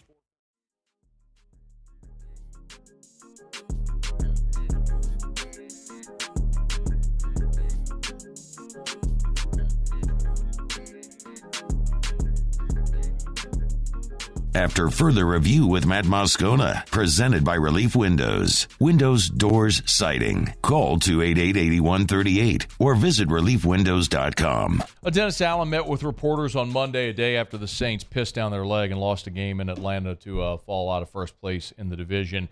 Allen gave an update on Cam Jordan, who apparently has an ankle injury. It was told me ankle injury today, so, Ooh. I don't know exactly, what that is, but... Play that again. I think they're still doing some evaluation on some of these guys. Yeah, shut up. I don't want to listen to you. Go back to the beginning. It was told me ankle injury today. So hey, did he stop? Did he channel his? It was told maybe a ankle injury. Did he channel his inner Skip there? It really kind of sounded like it, didn't it? One more time. It was told me ankle injury today. Oh, ankle. If he, it was the only thing he would have done the kind of ankle. Big guy. He's got an ankle injury. Asked about Shaheed, who left the game, of course, with injury. If Shaheed and Cam were long-term injuries. Again, we'll have to see. But I mean, Shahid's quad injury was a pretty good little quad injury. It happened on the first play of the game, and he tried to gut through it, and certainly wasn't quite as effective as generally he would be. And then Cam's injury happened really at the end of the game. It's a kind of update on the injury situation. I mean, the weird thing about the Saints is, and it's so reminiscent of a year ago, where the team isn't good. They're not going anywhere. But they're tied with Atlanta for the best division and best record in the division at 5-6. And yes, Atlanta has the tiebreaker by virtue of being 3-0 in the division, but you get to play them again at home. You still get to play Carolina and Tampa. So you're far from out of it. I mean, I read the odds to you earlier today. I believe it's Atlanta's plus 130. The Saints are plus 120 to win the division right now. Or maybe I had that reversed. Atlanta's plus 120. The Saints are plus 130 to win the division. So it's what? You could still win this awful division. Got to get more out of Derek Carr. And Dennis Allen was asked about that. And what more can you expect out of Derek Carr? I mean, I got a laundry list of stuff, but here's what Dennis Allen said. Well, look, I think there's some opportunities that we missed, and yet I think there was a lot of plays that we made in the passing game. So I think all of us need to play better. I think we got to coach better, and I think we got to play better. So whatever. All right, I'm done talking about that dope. And now I'm just getting disrespectful. Now I'm just getting mean and hateful and disrespectful. Because the more I talk about him, the more I listen to him talk, the more pissed I'm going to be. And it's not his fault that he's who he is. He's just who he is. He's just not a leader. He's not an alpha. It ain't his fault that he's not that. That's how God made him. You can't fabricate that. You can't make yourself be more of a leader. You're just what you are. Blame the powers that be in the organization that continue to let this guy run out there as the head coach when he's nothing. He's a great defensive coordinator. Let him be that somewhere else. All right, it's after further review. Let's hear about Muso's date. Got to remind you about Traction. TractionSports.com. TractionSports.com. Traction, where champions are made. Told you about holiday camps. This is really cool. If you have a daughter that plays softball, Traction has a preseason softball pitching clinic. If you're an athlete interested in pitching, you are encouraged to join Traction and Coach Mike. The camp is designed to show athletes the basic and intermediate mechanics, drills, and workouts for a new pitcher. So they have the beginners for 8U to 10U and intermediate for 12Us. Camps, content design for all skill levels. And it's encouraged that parents attend as well because you'll become an important part of your child's development there. So anyway, Session 1 starts December the 2nd, Session 2 December the 16th, Session 3 January 13th, Session 4 January 27th. So you go to TractionSports.com to learn more. TractionSports.com. The preseason softball pitching clinics are going down at Traction. TractionSports.com. Traction, where champions are made. Okay. Muse went on the Bachelor date last night. Our friends over at 7-3 Distilling picked him up. Muse was decked out in beautiful, beautiful fit from our friends at Haspel. Big shout out to Burke Harriman over at the original Harriman's Florist for taking care of the flowers. Desi Vegas down in New Orleans picked up the bill for dinner. And our friends over at Live Nation and the Fillmore had a VIP table set up for Muso and Sydney. So now that you have more time to think about it, Muse, give us the deets. Yeah, man, it was really good. I think a lot of it could have been really awkward, and I don't really feel like it was. Hey, did you know her before? No, You didn't know Sunday her. was the first time I'd ever met her. Tell me about the pickup. You go, you knock on the door. Well, no, she was already she was ready, man. She started coming out, so I just kind of met her in the driveway, gave her the flowers. Hug? Hug. She goes, puts them indoors, inside. Did your heart skip a beat when you saw her the first time? No, I mean, What if she's listening right now, Muse? Well, you're kind of railroading me with that question a little bit. It's not railroading. That is railroading me a little bit with that question. You're supposed to say there were some flutters. Okay, well, let's try it again. Okay. Did your heart skip a beat when you saw her the first time? Absolutely. That's not what I said. Oh, there were some flutters. Sorry. There were some flutters. There were some flutters. Flutters in there. But I mean, I don't know. So because you're thinking, all right, that part's done. Now you start everything else. But she immediately was just like, all right, you got to tell me how this actually came about. Like, how did this whole thing go? Her sister-in-law nominated her. Yes, her sister-in-law nominated her for this. But she was still cool to go. She was still cool to go. And she said she had a good time. It appeared like she had a very good time. And said she'd be down to go out again. The ride from where you picked her up to you went to Desi Vegas first. Correct. For dinner. What did you talk about? Well, I mean, the first half of the conversation was this. I mean, it was Bachelor, because as soon as I explained everything, how it happened, because, I mean, honestly, if you really think about it, it goes back 5 years from when you first gave me the Barbie girl drop. Yes. Now, obviously, we didn't go through 5 years of everything. She's like, oh, yeah, 5 years ago, whatever. But, and after that, I wanted to know her side. Like, okay, well, when you actually got told that you were. And what did she say? She made her sister-in-law and brother-in-law take her shopping for it because of it. Yeah. Good. So I was like, that's smart. She got a fit out of it. I was like, Very that's nice. smart of Well you. done. Very smart of you to do. Yep.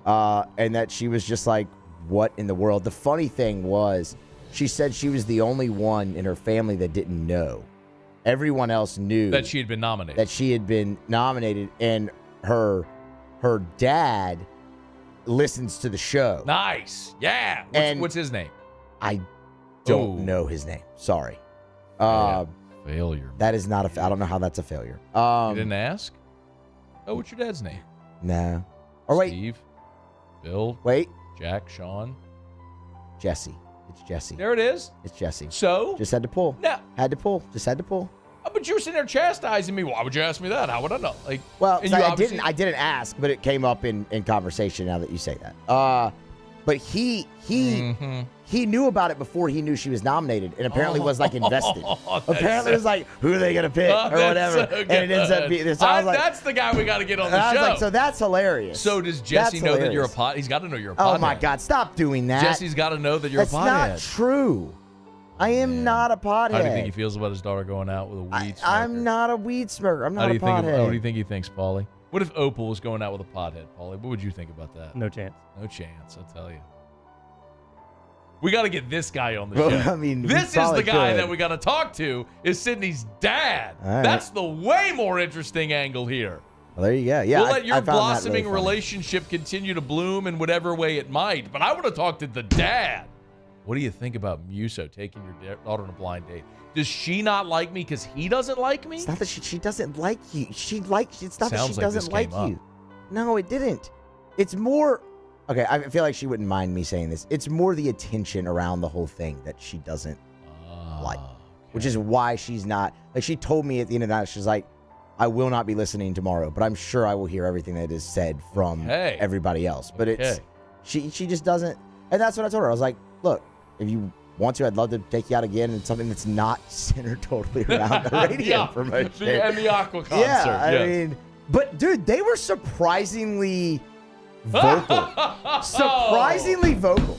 The music, horrible. Their vocals, actually really good. Yeah, I didn't expect that with techno though, because everything's like synthesized and whatnot. But man, they could sing a little bit. They were good. They were good in that regard. Knew none of the music though, except for Barbie Girl. And then the night ended. So the night ended with a phone number. With a sweet kiss on the cheek. With a phone number. And a sweet kiss on the cheek. With a phone number. Okay. All right. We don't kiss and tell anyway, Matt. That's not proper. Well, I do. But I've been married a long time, so it doesn't really matter. All right, it's after further review. Thanks for being a good sport, Muse. I really hope it works out, because I would love to be able to do a toast at the wedding and take all the credit. That's what I'm here for, Muse. I just want to take all the credit at the wedding.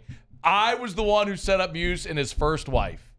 Okay, good. You got to stop It's with after that. further review. Jimmy's next with Otter Locks. AFR. We're brought to you by Hudco Roofing and HudcoRoofing.com. Do business with someone you know. That's me. That's Terrio. That's Richard Tilley. That's our whole gang. For those of you up in North Louisiana, that's, of course, Jeff and Sherry Hudson and John Michael Garcia. Jeff and Sherry started Hudco 20 years ago, hence Hudson, hence Hudco.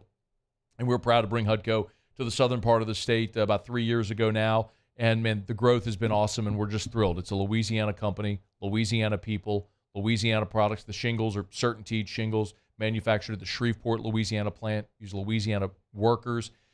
It's Hudco Roofing. Tell you every day. Do business with someone you know. From the smallest repair to the largest roof replacement. I want to remind you again, I hammer this a lot, but it's important. If you own a commercial building or you have a flat roof building and you have roof issues, look, roof replacements on flat roofs are expensive. Let us tell you about our silicone coating product.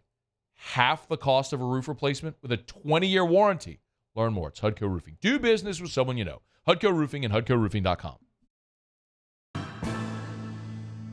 His name was Cain.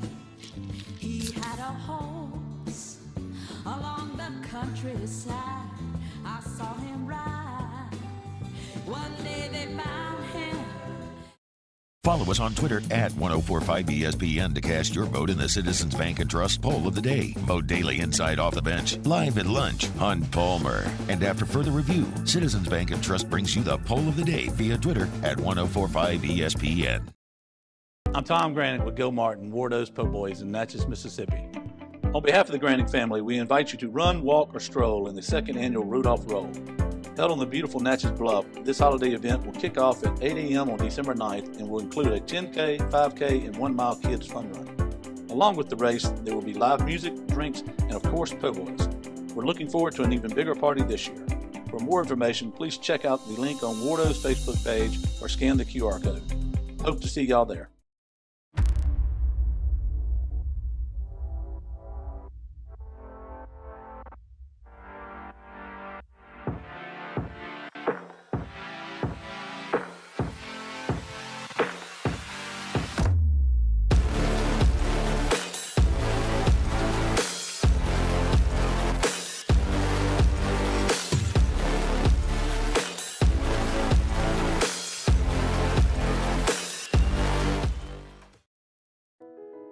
I've been doing business with Luba for 25 years.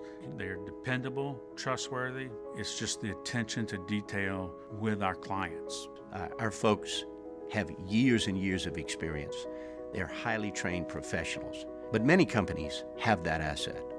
What I'd like to think makes Luba a bit different is that we use those talents in a way that truly is dedicated to serving the needs of the folks who depend on us.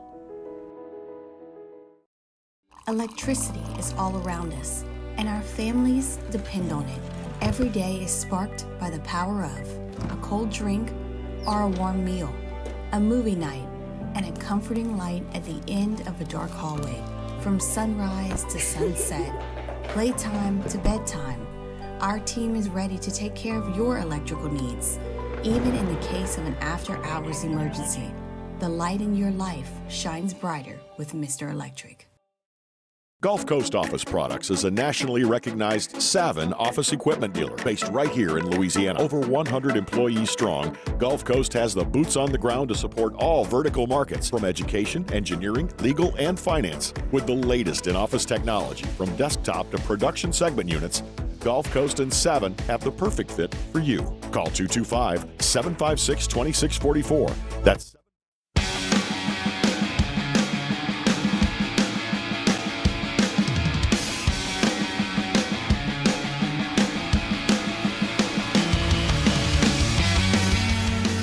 After further review with Matt Moscona, presented by Relief Windows. Windows, doors, siding. Call 288-8138 or visit reliefwindows.com. Short on time. Time for Otter Locks. Hit it, Muse. Otter Locks, presented by Lofton Staffing Services. At Lofton, we put people to work. Call us today at 924-0200 or go to lofton.jobs. All right, Otter. Good day on Sunday. At least in the morning games went really, really good, or the early games, I should say. How are you? Good. You're right, man. We killed them early, but kind of faded with the Raiders a little bit in the car at 3. And man, after the race, catching 9.5 up 14-0. Man, where did that come? I was doing a little dance when the Raiders were up 14-0 plus 9.5, and to gag that one away sucked. And then Sunday night, then I told you I didn't buy the hook with the Bills, and that bit me. I ended up getting a push. So what was a good day could have been a great day. But let's polish off the week with the Bears and the Vikings. Yeah, Dobbs is the story with the Vikings. 3-0 against the spread, 2-1 with a tough luck loss at Denver last Sunday. They've outgained their, Denver, New Orleans, Atlanta in that stretch. So the Bears with Justin Fields were way more competitive. They should have won that game last week. But this week, the trend is trend, Matt. Minnesota at home, you're going to tell me is a pick 'em on a neutral field? I don't think so. And maybe that's a bigger side story. And that's Brian Flores, the former Miami head coach. 1 minute remaining. Real good job with his defense. His defense has really improved. Daniil Hunter is benefiting a lot. He brings a lot of pressure, and that's going to Fields throw into a passer tonight. Pressure. I like Minnesota.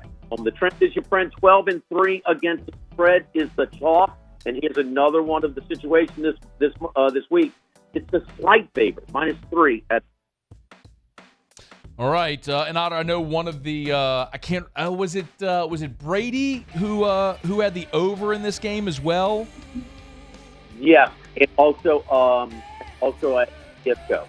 And Andy Isco had the over. So several of the handicappers had the over in the game as well. So, all right, Otter, good luck. Where are you tomorrow? We'll be at Mike Anderson on Lee. All right, man. Have a great night. We appreciate it. That's Jimmy Ott, Muse, Paulie. I appreciate y'all. Have a great night. Monday Night Football tonight, and we'll be back here tomorrow. So we will see you tomorrow at 3. AFR. As we get on down the road, remind you about the Williamson Eye Center, williamsoneye.com. That's williamsoneye.com. Go to the website. Always encourage you to schedule that no obligation evaluation with Dr. Blake Williamson.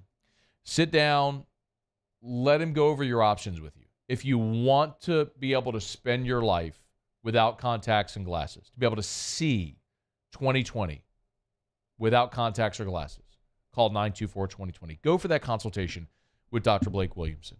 Sit down, go over your options, answer your questions. I had plenty before I did LASIK. It was part of the reason I put LASIK off as long as I did. And my answer is I wish I had done it years earlier.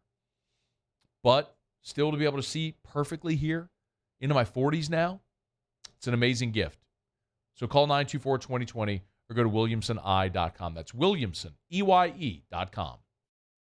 Bayou Chrysler Dodge Jeep Ram has $20,000 off MSRP on new 23 Ram 1500 trucks. $20,000 off plus no payments for 90 days on new 23 Ram 1500 trucks. All with Bayou's 1 million mile warranty. The crew at Bayou Automotive is going to do right by you.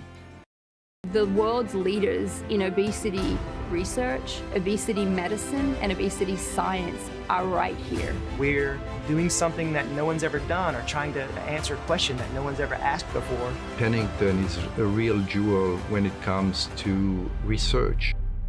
We are finding the solutions to the world's worst chronic disease, which is obesity. Louisiana needs Pennington Biomedical.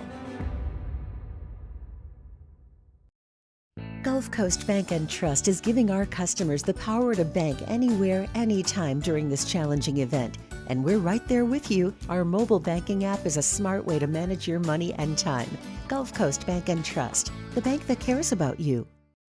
Dylan Cruz here to tell you about Six Rings Baseball and Softball Camp. If you live on the North Shore and play ball, go to Six Rings Camps with former LSU assistant coach Dan Canaveri. His knowledge is second to none, and your child will improve and have fun doing it. Camps are held at Coquille Park and Six Rings Academy in Covington with 4 sessions over the summer. Full day and morning only sessions are available from ages 7 to 13. Go to sixringsbaseball.com or call 985-206